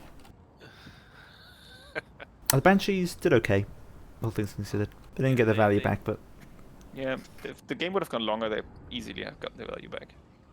oh, we did have the coin exposed stalkers there as well. I don't think they lasted too long. The Cairn Race did okay. I mean, how much are Cairn Race? Like 850? 850. Yeah, so they almost all paid for themselves. Yeah, but they're I mean, the also cameras are fighting. probably a real good pick. So In this I matchup, don't yeah. mind. Chillgeist as well, 10,000 Like, damage. I from think them, his but plan was to like have them inside the infantry and have the like all the skeletons. zombies eat all the damage, yeah. The Jabberslide kind of throws a hole in that plan, as well as Flocks of Doom. Speaking of which, let's look at some of those values. So Torok's got 3,000 value. The Which, Brave Shaman got right. 2,000 damage. He did 35,000 damage overall. Oh my god. The He Jabberslide literally did just wiped out everything. 3,600 value and did 2,800 damage overall. 28,000 damage, sorry, overall. Jesus Christ, 28,000. Yeah. Mm-hmm. The defenders of Drakenwald got 1,000. They got 12,000 value. I mean, not value, damage. Yeah, damage. I'm really slurring my words. Yeah. 1,000, 600 14,000 from the ROR Goreherd as well. Damage delta is. Yeah, but didn't quite pay for themselves. I Yeah, think. they don't quite pay for themselves. It's I just think the fact that how many zombies they have. the Ungo is- Raiders is- also got stomped immediately. Most of his money is in the like Dire Pack, the Chillgeists, and the Hero Core. So when it Yeah, come to like an they're like anti-vampire fire camp build, rates. we can continue to talk about this when we Yeah, look at the next replay. But what kind of Beastmen army do you think is good against vampire camps? So obviously you want the I think- Jabberslide, you want Taurox. You want- I find. Maybe Bestigors as well. I think you probably want Bestigors. Yeah, I find. Yeah, either Chaos Sworn as just- well. And also the Yeah. basic Minotaurs are actually useful because if they're gonna bring infantry, they can just chew through infantry really That's fast. just a Jabberslide there for them. Yeah, The you can just Jabberslide bring- literally melts it. Maybe even 2 Jabberslides. No, I would only bring one. One in I the also RR think it's maybe. capped at one in the tournament. Oh yeah, but who cares about tournament rules? Am I right? I Yeah. would say your army was pretty good. But I would cut the Raiders. Yeah, I'd cut the Raiders and then maybe I switch would the bring Goreherd out. actually- I for think, more chaos I power. think Death Magic is better because you can take the spell that causes magic damage. I think that's good. Do you think it's better to go Goreherd or Ungors and an extra Chaos Spawn? Like you always want the Chaos Spawn either way, but do you bring so Goreherd Chaos or do you want more three Chaos Spawn? Vestigors, I think, and then like use that kind of a block. I mean, basically we have similar ideas here. Yeah, this is yours. I Isn't it? The Sons of Goros is a good idea because Yeah. they have magic damage. If you Mm. don't like, If you don't bring the Deathcaster, they have magic damage. They can deal with the chill guys. They do do they? it in this game. Yeah, I guess they do. Okay, well, I've They won't win in a one-on-one fight, but if Yeah. you get the counter charge off, that's why keeping the inside of formation and have some support. Hmm. I would say a third Chaos Spawn might be better, and then you can go Ungot Spears for your chaff. Korok's Man Ripper's worth it, or just regular Bestigors? Do you think? I think regular Bestigors are fine. I don't think you need the Man Rippers. And I in just terms of brought them summons, against do you Bloodlines want? because Chat loves his In terms of Bloodlines. magic, what magic laws do you think? Apart from death, which we've discussed. Yeah, I did a lot of dumb stuff here. I brought way too much spells, so I would. Oh was yeah, meant well to you take put off 2 the spells, here but and 3 here. Yeah, why did you bring Fit Abuna? Yeah, because I wanted to take it off. I Alright, okay, forgot to take it fair off. enough. And I actually only wanted to use Spirit Leech. But if you look at the army, Yeah. Ungor, Spearman, Herds of Shield in the front, 4 of those. 2 Chaos Spawn, which again, that unbreakableness means they aren't going to run from the Undead Fear. A Gorgon, interesting to see how that does. Sons of figured- Goros, Bestigors, Taurox, 2 Casters, not on Chariots. No, I think you didn't want want them to on get a lot of Chariots? the formation. You would probably want them on I chariots. think even in the formation you want them on Chariots, probably, yeah. Yeah, I didn't want to abuse the single chariots. I'm not you, Willow, so. Ah, damn. Since Sucks I for had you, 2 eh? casters, I didn't. If we look at the Ted army, of course he's gone full cav with... he still managed to bring a cavalry lord, did he? And he put them between his 2 elite Red cavalry. Duke. He's literally mirrored Bretonia, but they're undead. Yeah. Well, Even I his feel like the Red formation Duke looks is, like well, it should be. Red Duke is situated in Bretonia, so you know. Yep, okay, yeah. Fair enough. Take the Tilgeist, Bretonian lord. chaff army, pretty much apart from these 2 Graveguard in the back and Mortis Engine in the centre. Yeah. Interesting to see how the Mortis Engine does, although I hear it gets melted by Taurox. Although I don't think even against, I don't think it's worth it. I don't think it's a good idea against even like Beastmen boxes. Even then, you just don't bring the Mortis Engine, I don't think. Like if you I can would have the say it Mortis would do Engine near good the against front line. your build, Willow. Against your Mhm. build, it would have been good. I mean, Taurox. Taurox, yeah, Depending on Taurox. if you get Taurox on top of the Monster Yeah. Engine, you'll see in a second. But I think There was also the against, Ungor Raiders. like against my build, it was a horrible idea. Yeah, I the mean, it didn't Gorgon and the cost you Sons of anything Not Goros bad and if he Taurox. had something bloody defending it. Like Yeah, it's in front for some reason. why? Yeah, it's in front. There's no Blood Knights nearby to This is some countercharge Game of Taurox. Thrones Like, level strategy. this, just hey, let's throw all of our archers forward and way ahead of Okay, our. And let's leave a cannon gap in the forward. open of the armies. It's not like he even hid it behind anything. He just ran it back a At bit. this point, we were talking in chat, and he was like, going, "Oh shit." Yeah, that's about the about what you say. Yeah, again, I think this is, Like, you let's know, look at and where the there's- stuff to kill Taurox here. What's guys? You awake? the peasants need our help. Like, you really need Tilgeists or like Blood Knights or anything to come in here and defend this. He really didn't need to disconnect these from his army. Like he should have just kept these behind the rest of his army. Yeah, it's just, oh god. And he's only sent the Red Duke after Taurox. What's he doing? He doesn't even intend to save the Mortis Engine at this point. Like, if you sent the chill guys, like the chill guys with the Red Duke could easily kill him. Yeah, but Because he's of the not. armor piercing plus the Red Duke's buffs. But right now he's just. You could just. Oh, he's got LC for him, which is dropping his melee defense to 7. Yeah, this is why I wanted to get away and get back to Gorgon. Although the Red Also, Duke does not have that's armor Igor, piercing. though. Yeah, I wanted to summon him on the Graveguard. I Is think it- that's Graveguard. It's not the I'm Red quite Duke, sure. it's the Blood Dragon It Lord is. that has the armor sundering effect that you can get, isn't it? I think Yeah. so. But yeah, here comes. Oh the yeah, Mortis Engine. Gorgon, and wow, that did a big cleave into the Red Duke's health there. Yeah. oof. Boy, Yeah, Yeah, it- Never's Life is probably better, but I think the Gorgon is doing like fine. Like even if he just brought both units of Blood Knights with the Red yeah, Duke, like they're what's just it, what's standing it there. doing? Why are they back here? Why did they go to where all the anti-large stuff is? Didn't they go after the Taurox and Gorgon that they need to kill? Like if all Why did he monsters overcast an overcation on himself? What's he died, and then doing? it misfired. It wasn't that bad. It's on himself and then he doesn't hit anything with it. It's Let's watch my replay next. after this. Yeah, I After think you this could goes. fast forward this below. It's just It's pretty pretty over in a second. it's pretty decided at this point. It was over the moon with that Mortis Engine, literally. Like, it's the skeletons just let them walk between it. It was like, yeah, okay, off you go. Go you through. Yeah, you can fast forward this on speed. Although Graveguard, I think, do kind of well. I mean, Yeah, the Yeah. Graveguard Yeah, but is the Kenrays would do better probably probably. because they would die less. sort Yeah, they wouldn't yeah. get blown up by. Maybe if you mix the Cairn Rights with the Graveguard. Maybe like it'd 2 of be a each. Shorter, it'd be a shorter Spammer yeah, zombies. Yeah, a bunch of zombies, and then you have the Graveguard mixed in with Cairn Rights that can pretty much deal where you need to break them. But I think like some charges of the Blood Knights could have wrecked my frontline formation, and Yeah. this Or is why I just- think the Blood Knights is so good because you get a 2,000 value huge from charge it. bonus, which is okay. Yes, it's heavy cav is pretty shit at the moment, but you still can get the charges off, and you can kill most of the monsters. And against, well, it's mainly against the monsters. The cavalry is still useful. If they were already good against dealing, if they're meant to take out big monsters or other cavalry, then they're still valuable. Are But you Blood on Knights right were now? never really relevant for like front charging people. What if you What? get on Warhammer? I want to test a Blood Knight charge into Bestigors. Well, right. That does horrible. Like He wins. they Yeah, just no, get killed. they get wiped out. Who? Yeah, Which side? Just Blood Knights. Blood Knights get wiped out. Yeah, Blood Knights get wiped out against Bestigos. All right. Okay, well there you go. Mine's, There you have it. That's why I don't want to charge him into Bestigos, but like I want to charge to kill the monsters. Like Beastmen versus Vampire counts. It's the little versus. Let's see. Wait. Did you download? this was what we just watched. No, there's one I've Okay. in the chat. Where is it? It's in It the should chat, Bodo. be- I don't know if you downloaded it. Yeah, I'm not sure if you downloaded it. I could have sworn I downloaded that one. Did I not Yeah, drag it in? The VC versus BM. VC. I did download that one. Gonna do it again, I guess. Where's? or is Because it I all one- downloaded your Coast versus BM, so I don't know how many Yeah, I yeah. missed that one. Yeah, just download that quickly and then. Because I feel like the other one actually has a bit more better. He understands that the Mortis engine needs to not be beside a unit sometimes. Let's see. Didn't download it. How about that? I'm just not dragged it. Ah, okay. Just not dragged in yet. Yeah, there it is. Ah, there we go. Okay. Okay. Not sure. We'll have to check, but I feel like that army might be illegal. It is very illegal. I should have can't do dropped that. one of the Minotaurs.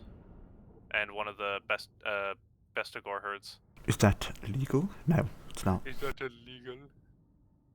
I know the 4 Minotaurs are. I mean, this is the perfect army for this army to deal with. It's like Graveguard, spam, and a Mortis engine. This is what it's perfect against.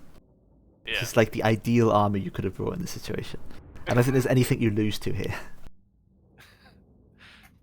Like, there's no Blood Knights, there's no Wolves, there's no... Yeah, he had Vargeist, he had the Chill, like the Hex Wraith, like the Chillgeists, the Mortis engine. Is his and it's Lord? like- Where's his Lord? His Lord is just a basic vampire lord. On foot, yeah, that's it. Well, no, it was on Cav. But even then, That's just fine. like bring him on flying thing. Beastman can't do anything with that. Anyway, if we look at the Spells Vampire different. Count army, let's have I a know look. he had a... Yeah, yeah. base dead, Invocation. He's got his head kind of screwed on.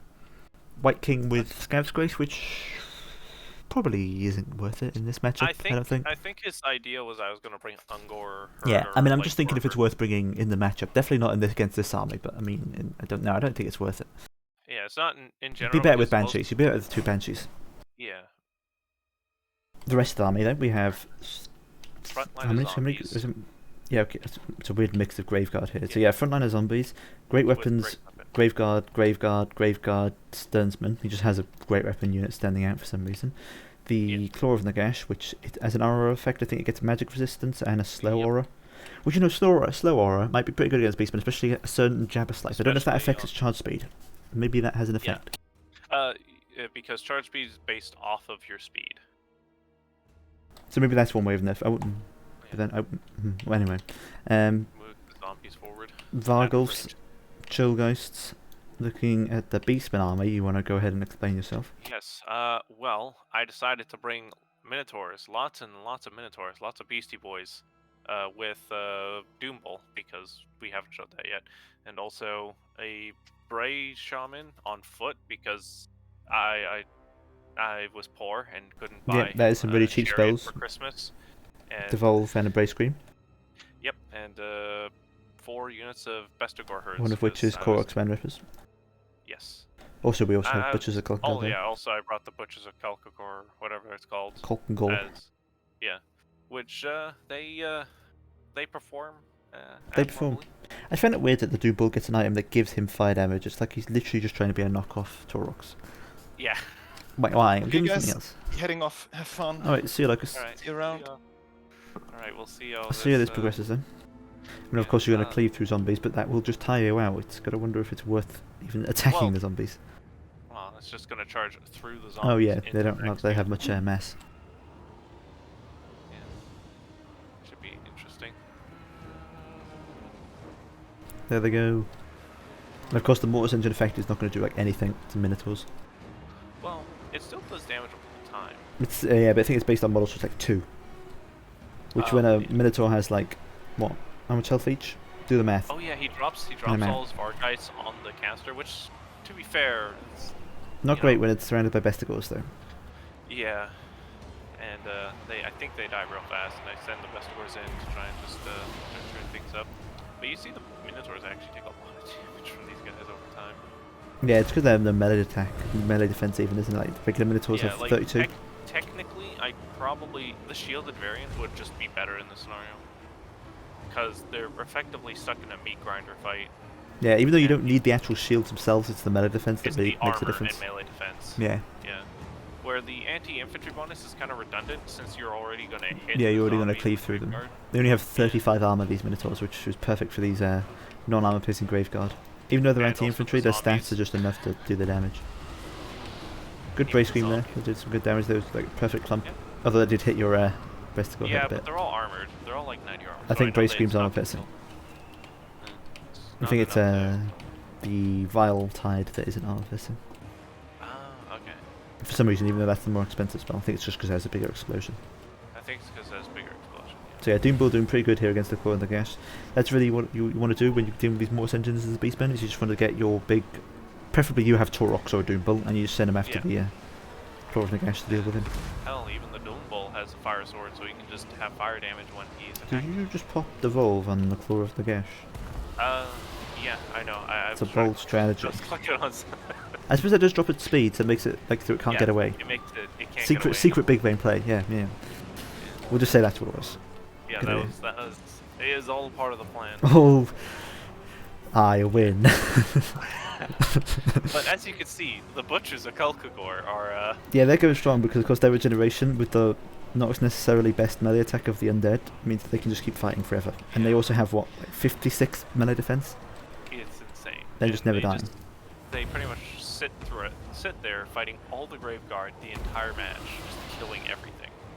Get enough as many Brave Screams as you can, although your caster is now a bit isolated, fighting the Vampire Lord and the White King. And I noticed that, and I'm like, well, hold on a second. Only I can beat the shit out of him as the Doombolt comes over, because the Daze effect is pretty good. Dropping that melee defense by like 10, isn't it? Yeah, and also it slows, so that's why the Claw and the Gash just couldn't get away anymore. Yeah. After I dropped him off on him. I like the Doombolt's punch animation, just donk. Just bonked him on the nose. Give him a right, give him a left. Get him! Here, I got your nose. Right, left hook. The Vampire Lord just gets beaten down. I think look at these butchers' value. I don't know. 900 value. I think they're mostly been killing zombies at this point, but still 900 value, and they're still like nearly at full strength. Yeah, they've only lost a model. And they're going to be pretty much chopping their way through like all of these. There goes army losses. Yeah, there goes army losses. Which I was kind of surprised army losses popped so early. Yeah, I think it's because our Lord died, probably. Usually, you know, a vampire counts out if they lose their Lord, it's a game over, pretty much. Yeah, but yeah, all the Minotaurs, I don't think any of them got their value. The Doombull got its value. Yeah. Doombull definitely got his value. Yeah, 3,000. Okay, so I think what it was is that the two that didn't get their value was the ones with the Doombull fighting the Blob by the Mortis engine. So because I know the Mortis engine, the ROR one, also has a debuff too. Yeah, it drops its speed. Yeah. Graveguard did okay, not really, but meh. Yeah, they didn't pay for themselves, and then the Chillgeist did pay for itself, 2,000 damage. Yeah, mainly because the Mortis engine did. Mortis engine, yeah, the chill. I mean the what's it called? Claw Nagash, that's the one. Claw Nagash, yeah. I find it's pretty fine if you can protect it. Again, if this guy had a single unit of like, if he tried his Vargeist and like change the Sternsman into just basic Graveguard with Great Weapon or something, and then just brought a Blood Knight unit, then there'd be a pretty good chance my guy wouldn't have killed it. You just throw Blood Knights at it as it runs through, and then it gets away, and it just continues to keep doing damage. Right? Because it is a good answer for like Bestigor herd. Yeah, because it's that big anti-infantry machine, isn't it? Yeah, like and it feels like for vampire counts, if you're wanting to beat Beastmen, you would kind of need the Mortis engine to deal with when they bring Bestigors, because why would they not bring Bestigors, right? Because they are the best Bigos. Yeah. and also because they're armor piercing and can deal with any graveguard and can still just kill all of your units because they're high armor anyways, and just outfight them. All right, anything else we got here? Yeah, we've got 2 more, which will probably be the last 2. Things we're down to our Okay. last 25 minutes. Yes. First we have a Beastmen versus High Elves. Yvres specifically, because of course Ted's playing Yvres. It's the blue sub-faction. Yes, it's the blue one. Haha, blue sub-faction. With Go blue. 4 Lothran Sea Guard. Unshielded. 4 Illyrian Reavers. And 3 Bolt Throwers? No, those are Shadow Warriors. Yeah, Oh. Shadow Warriors? Yeah, Shadow Warriors. Are they Shadow Warriors? Yeah. Wait, so he literally has no real front line. 4 Spearmen. That's not a front line, come on. That's a back Come on, line. Willow. I think he That's uses a it as back front line. line. There is no infantry corps that he has. He has to nothing beat anti-infantry really. Like, At all. It's banking. It's putting all of his eggs in the basket of I'll shoot you before you can get me. Mm-hmm. Which I guess it might work against the Beastmen because Might work against like the Jabber Slice and the Gorgons and the Minotaurs, but the Gors, the Gore herds and the Harpies and the War Gore, they're not gonna have a whale of a time. Especially if he brought Ungor herds, that could actually. But yeah, let's have a quick look at the High Elf army overall. We have 4 units of Illyrian Reavers set here in the forest. Spears. Yeah. 4 Spearmen, Lothran Seagull behind, good old Altharion the Shadow Grim Warriors. in the back, in the top, floating up with Soul Quench, On his Apotheosis, Fiery Convocation. Oh, and the Fang Sword. Yeah. Also has 3 units of Shadow Warriors over here in the tree line. I don't think he needs them in the tree line, 'cause I'm pretty sure they have Stalk. Yeah, they do. They do have stock So and that's snipe, awkward. so they can. I think they have snipe. No, they don't have Snipe, they just have Stalk. Okay, they just stock. Yeah. Yeah, like they could just wait and they could sit in front of the army, fire, and then move back. And Yeah. keep firing. 'Cause they have pretty good speed, they could probably even outrun the Beastmen, at least if the Illyrian Reavers catch up to holding the line. Yeah, or at least if they're right in front of the spearmen, and they could just immediately retreat anyway. So. Yeah, just fire off those shots and then get behind the line. Over here on the sides here, we got on the Beastmen army, Centaurs, Poison Warhounds, as well as the Grog Hooves of Wolf's Run, which are the ROR Centaurs with throwing axes. Another Centaur throwing axes here. Are pretty good. If I remember correctly. Ungor Spearman herd, a regular Jabber Scythe. 1, 2, 3, 4 Gore herds with shields. Another Ungor Spearman herd all the way over there, and 1 in the back. 2 units of Harpies. Another Centaur and Malagor with Manticore with a Cygor summon, Pendulum, and Enfeebling Foe. Also, the stream is lagging. No. Yes, it is. I don't know why. I'll try refreshing it. Maybe it's me.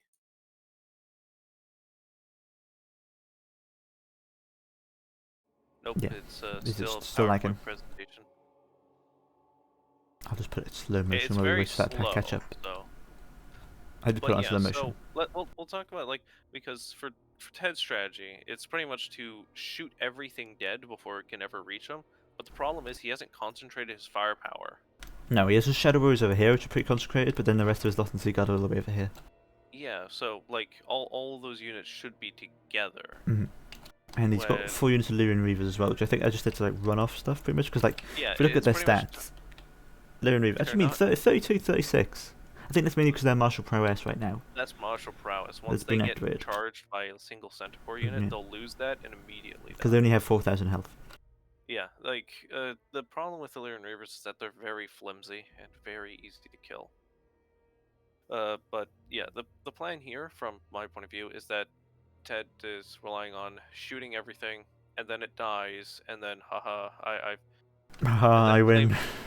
haha, I won. I shot all the things. Right? Because the Gore Herd tend to, as we saw in the Bretonian match, are very vulnerable to getting shot, like every other so unit they only in the have game. 15 armor, and at the end of the day, it's only a bronze shield, so they're only getting a 35% block chance, and that's only if they're facing the enemy. Which, when the arrows come from overhead, if they're stuck in melee, that tends to be ignored. Yeah, which is dumb, and why archers are so powerful right now. Mm-hmm. I don't know. I miss when archers could shoot their own guys in the back more often than their allies, because like actual archers, with the Would do exception of that. I guess elves, which makes sense that they'd be really good at shooting arrows. But How's the stream Welcome. looking? The stream's looking slightly less choppy, but still really choppy. Still frozen on a frame of some Ungors and Harpies. Let me take a look. All right, next slide.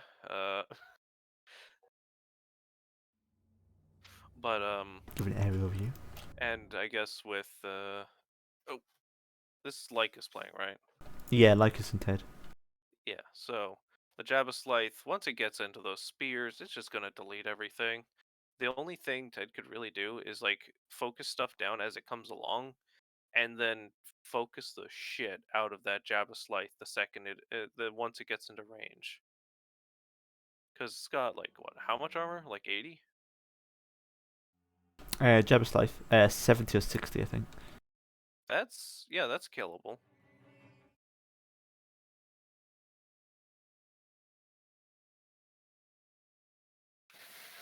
And he accidentally reveals his hand because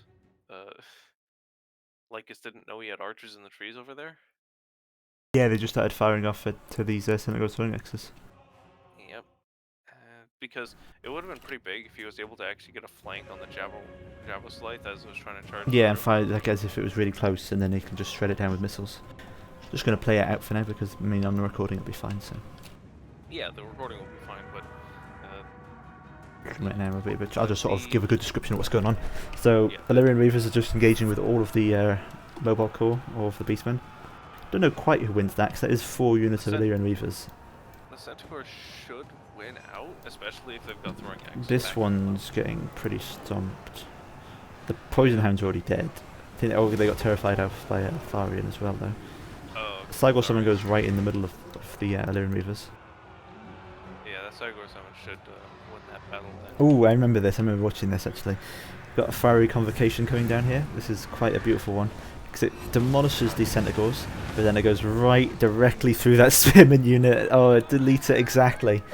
It was. I don't know if you can see it on the screen because of the lag, but it is ideal. I think I'll see the burn mark. I think I see where it's going. It is ideal. Yeah. It's terrible how ideal it is. It's like if he had a plan that to kill the spearman unit, he did an amazing job. It's down to it's down to 6 models, that spearman unit. But as you can see, most of the Ted's plan technically could have worked. Yeah, the Illyrian Reavers haven't done bad, but I think Silverhelms would have just done better in this situation. Yeah, Silverhelms would have definitely done better. They would have won. And he didn't need like the. Oh, okay, we're back to normal speed. Back to normal, cool. Yeah, but also he put all his Lothran Seaguard, not like he left them on skirmish, so they won't actually stand and fight. Nope. Fires a Soul Quench at Malagor. He actually hit him. With the Spearmen actually holding stuff back, the archers actually can kill all the Gore Herd long before they beat the Spearmen. Well, but here we see Jabba Slice cleaving through again. Yeah, the Jabba Slice should be able to cleave through, and now since he threw all of his Illyrian Reavers in there, he has no reserves to stop these guys. Everything is just completely stomped here now. Everything is just piled on top. Let's say if he held back 2 of the Illyrian Reavers, and then once they broke through the front line, he throws them into a charge into the infantry. Even if it dies anyways, it's better than nothing. Yeah, it's a good sacrifice. Yeah, because if they can pin them just for a little bit and get a couple more volleys off, it might be enough to kill them. But yeah, now it's what are the Shadow Warriors even doing anymore? They're engaged in melee, which I mean they're winning right now. Also, here's the other thing. He's too deep in the forest to be shooting. Yeah, a lot of these missiles are actually getting stopped by the trees because they're taking so long to get out of the forest. Yeah. Like the missile grace period only lasts like I don't even know, it's like 5 seconds. Is it like 1.2 seconds? 1.2 seconds. So yeah, it doesn't last that long. It makes it so you can't sit in the middle of the forest. Yeah, if he'd be alright if he was like here, but no, he's like directly in the center of it. Yeah, it's just no. Ted, which I mean, he doesn't even need to be in the forest at this point as well because there's nothing counter-firing him. Yeah. There's nothing to shoot him with. You see the trees just eating a lot of these arrows, like that one there. Yeah. Because the sad thing is, Ted had the firepower to bring that Jabba Scythe down. Yeah, absolutely, because it has only 60 armor. And just imagine what his front line would have been if he had the 3 Shadow Warriors with his army. Yeah. And the amount of fire those Gores would have been hitting with. They would have just been wiped out. Lycus wouldn't have had a front line to beat the Spearmen. Oh, fires a Soul Quench as well into the trees. An overcasted Soul Quench, he fired right into the tree line. Not good. Not good at all.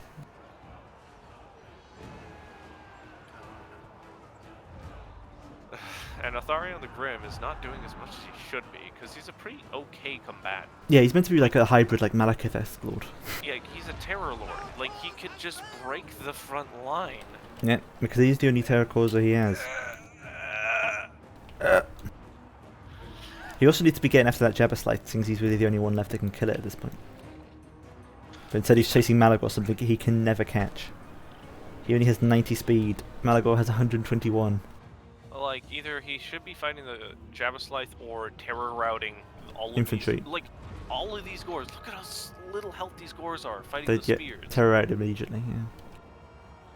There's so much on the field that he could have been terror routing the entire game. I really want to know what he was doing that time. What were you thinking? Standing there, casting spells? Nah, he's about to land. He was chasing Malagor around.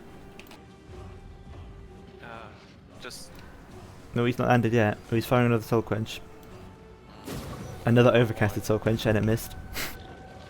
Missed point blank into the Jabberslith, nice.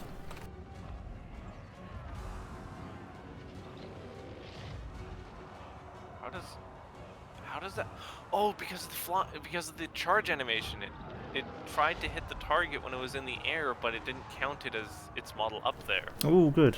It literally It's phased literally through just the Jabberslith. Dodged. But now he's finally landed to fight the Jabberslith, something he should have done a while ago. And finally, yeah, there's the unit Shadow Warriors. Look at how much ammo's on those other Shadow Warriors in the forest. Oh, those Lothran Seaguard. Yeah, there's a ton. And they're just not done And as much also, as they should do. like, more than half of those shots from the Shadow Warriors all went into trees because the trees are talking. Trees are speaking beastmen. Yeah.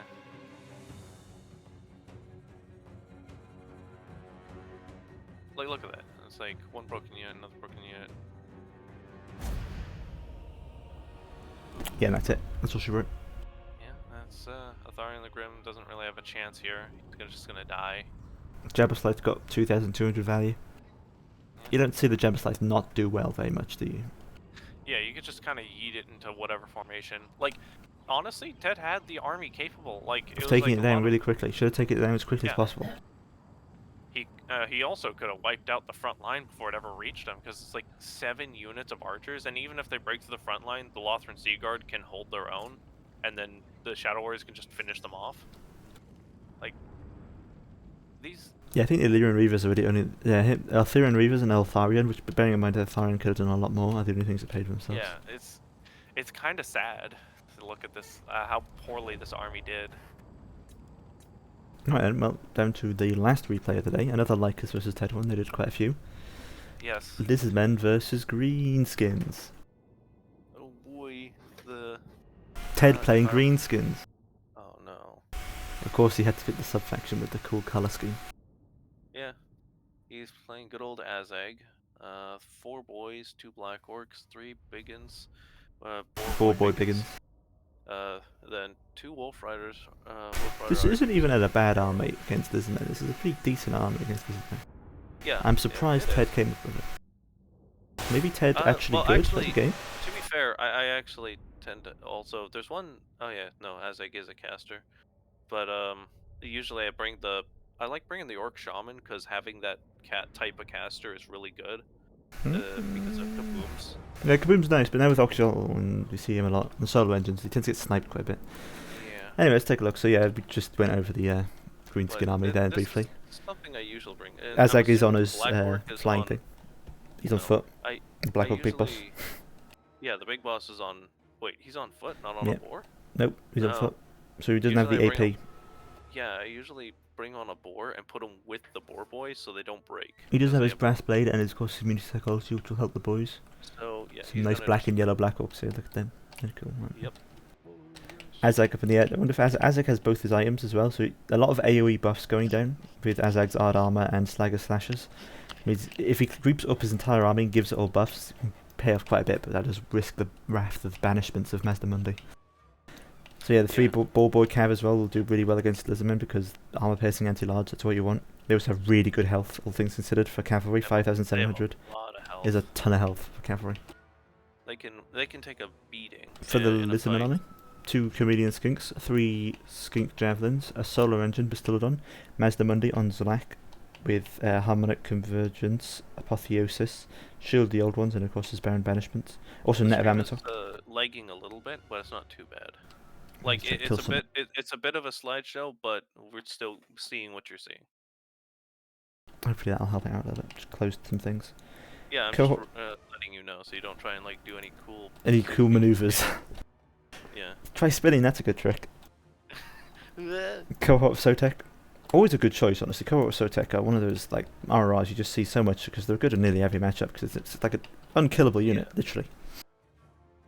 Yeah. It's Cold One Spear Riders, 2 of them on the they're flanks, unbreakable, right? and 3 Soros Warriors. Also some Feral Cold Ones. Yeah, they're unbreakable, which is another thing. Like you tend to just see unbreakable infantry are brought a lot. Like unbreakable Usually- units. I don't think there's many unpopular unbreakable units.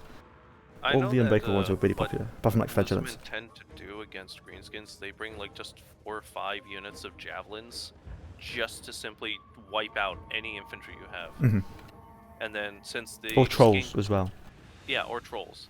And it's just that's generally why the Lizardmen can do well against the orc, or better against the orcs. You just bring a shitload of javelins, just yeet javelins into them, and then the skinks can still fight like they're just a basic skink cohort for just 200 for some missiles that you already spent, because it's only 3 missiles. Mhm. And that's the best thing about javelins, though, because you only need Net gone to down here shoot with the 3 benefit. times, and then you're done. Yeah, and then you finished all your ammo, and then you can just charge Yeah, them you into melee. finished all your ammo, and you can just charge them in or treat them as like just chaff infantry. Good use of net and the banishment there. Azag taking a lot of damage from the Solar Engine, showing how the Solar Engine is a better sniping tool than the Oxshot. Yeah, also, well, granted, Azag's 110 movement speed. He shouldn't be getting hit by the Solar Engine. Like all you He's have standing to do quite is a bit still. just- yeah, that's the thing. Like, if he's moving, using Spirit Leech and just maneuvering, he should be fine. Let's see. Like Masamune there, all those boar boys should be swamping him right now. Yeah, Mazda, for some reason all these ball boys are going over here. Again, Ted thinking Cav must flank. No, these Cav must stay and kill Mazdamundi. Cav must not sit there on the left flank for 10 minutes. Cav must be over here and help. Like he has all 3 units here. That's a bit overkill. I think 1-on-1 they beat Cold Spear Riders. I'm pretty sure. Yeah, they should. They have not that great stats, and they do get hit really Yeah, it's easily just the because charge low bonus. They health. just eat anything for breakfast, and then they have all that health Yeah. to heal to keep them in the fight for long Yeah, enough. to keep them in the fight for way longer, and the anti-large bonus. Plus, they do actually have good armor. They're like the Yeah. only orc unit with good armor. So yeah, here we go. apart Actually, you can see a pretty good 1v1 here. So on the charge, the Cold One Spear Riders lost half the health, but overall in the fight, it's getting a bit closer. That Solar Engine shot was awful. Literally only killed Spear Riders. from- And then the But yeah, it Solar looks like they City- do win out. Even though the Boar Yeah. Riders are actually cheaper, like 50 cheaper. I think the Spear Riders are 1,000. Boar Boys are 950, I think. Yeah, it's. They went out in the taking end. into account the fact that the boar boys have effectively worse stats in leadership. Yeah, it's just the charge bonus, and of course with WAR activated, they just chew through everything with that melee attack and that bonus versus large. Yeah, and I was like expecting like with the 2 other boar boys still there, he could just. Oh, hey, it's back to normal speed again. Hey. Yeah. But also on the flip side, Masamune should die here from the charge. No, he's going after the cold ones with those Boar Boys, the looks of things, to try and save Azag. Which I think is Azag, Azag is really low on health, he's 122. But I think Yeah, he is no, just going to barely get away. I would have rather just let him die. Let him die. Let Yeah, him this is where the die Boar Boys so I don't can- want to be. They're in sustained combat with infantry, they just don't have the stats for this. They should run away and Yeah, cycle they- charge at the very least. They're exclusively shock cav. Yeah. Unless it's sustained combat against other large. Yeah, unless you have a WAR pop. If you have the WAR pop, then sure, keep him in for the duration of the WAR, but Or that's it. you've got a black orc to keep their stats up. Even then, it's like... It's only like what +7 melee attack from the 10. brass It's sword. been rounded up, I think. Oh, okay. Let's have a look. Yeah, it's 10. Which Black Orc is Big Boss. act- Like right now, if you just ran all Yeah, it's 10. four boys over there. Yeah, that would help out a ton. Like, get a rear charge into those Soros. Yeah. But keeping in melee with those Soros is not good for them. Not good for their health and level. Yeah, or just to Masamune. Masamune's almost dead. Like, Yeah, get after kill him. him. You could just surround him and kill just him. kill him. Just Also, I think Azag is. Oh no, Azag has rallied. Maybe he can come back and help out with his items, but it is looking grim. And then he's gonna get hit with like a single javelin. Yeah, a single solar engine or the community. Oh no, there he goes. I think he tried to overcast something. I think he overcasted. He overcasted the spirit leech so that he could try and do some damage. That's not even going to kill him now. He still has 1,500 health left. Yeah. It's not like that was a noble sacrifice. He can just heal that with an apotheosis. What? Okay, what? Ted just charges up his super spell, dies heroically, and it scratches Mazdamundi. It's not like an overcharged fireball. No, it doesn't do more damage. It just has extra range. He just did that so that he could cast it quicker. When he could, I guess he saw the chameleon skinks coming and thought he was gonna die anyways. So. Which is fair. There's two chameleon skinks with tons of ammo coming towards him, so it was probably like, well, if he's gonna die, he's gonna die. Better cast a good spell. Saurus did perform quite well there. Yeah, they did. Javelins and the skinks didn't do quite as much. Spear Riders didn't do that much. Someone did okay, but Solar Engines did really well. I think the Solar Engines do work quite well in this matchup. I think they're still quite needed if you want to snipe like greenskin large and greenskin characters. You really want that Solar Engine core to work out. But yeah, losing Azag as well probably caused his entire army to rout too. Yeah, that didn't help with the Orc leadership. Although these Black Orcs do quite well in this matchup, just because they trade well into nearly everything. Oh yeah, they trade well. 1,800 value from them. Yeah, but the problem is that they ended up not killing Masamudi. Like, again, there's a couple of chances that you could just throw these biggins right into Masamudi and they would just kill him. Yeah, because I mean, it's like when you use Mazdamundi in a Lizardman army, it's basically like making a vampire count army because your lord just matters that much. You can't go without him. If he dies, it's pretty much game over. Yeah, after that, then there wouldn't be really much reason to land Azag at that point. No.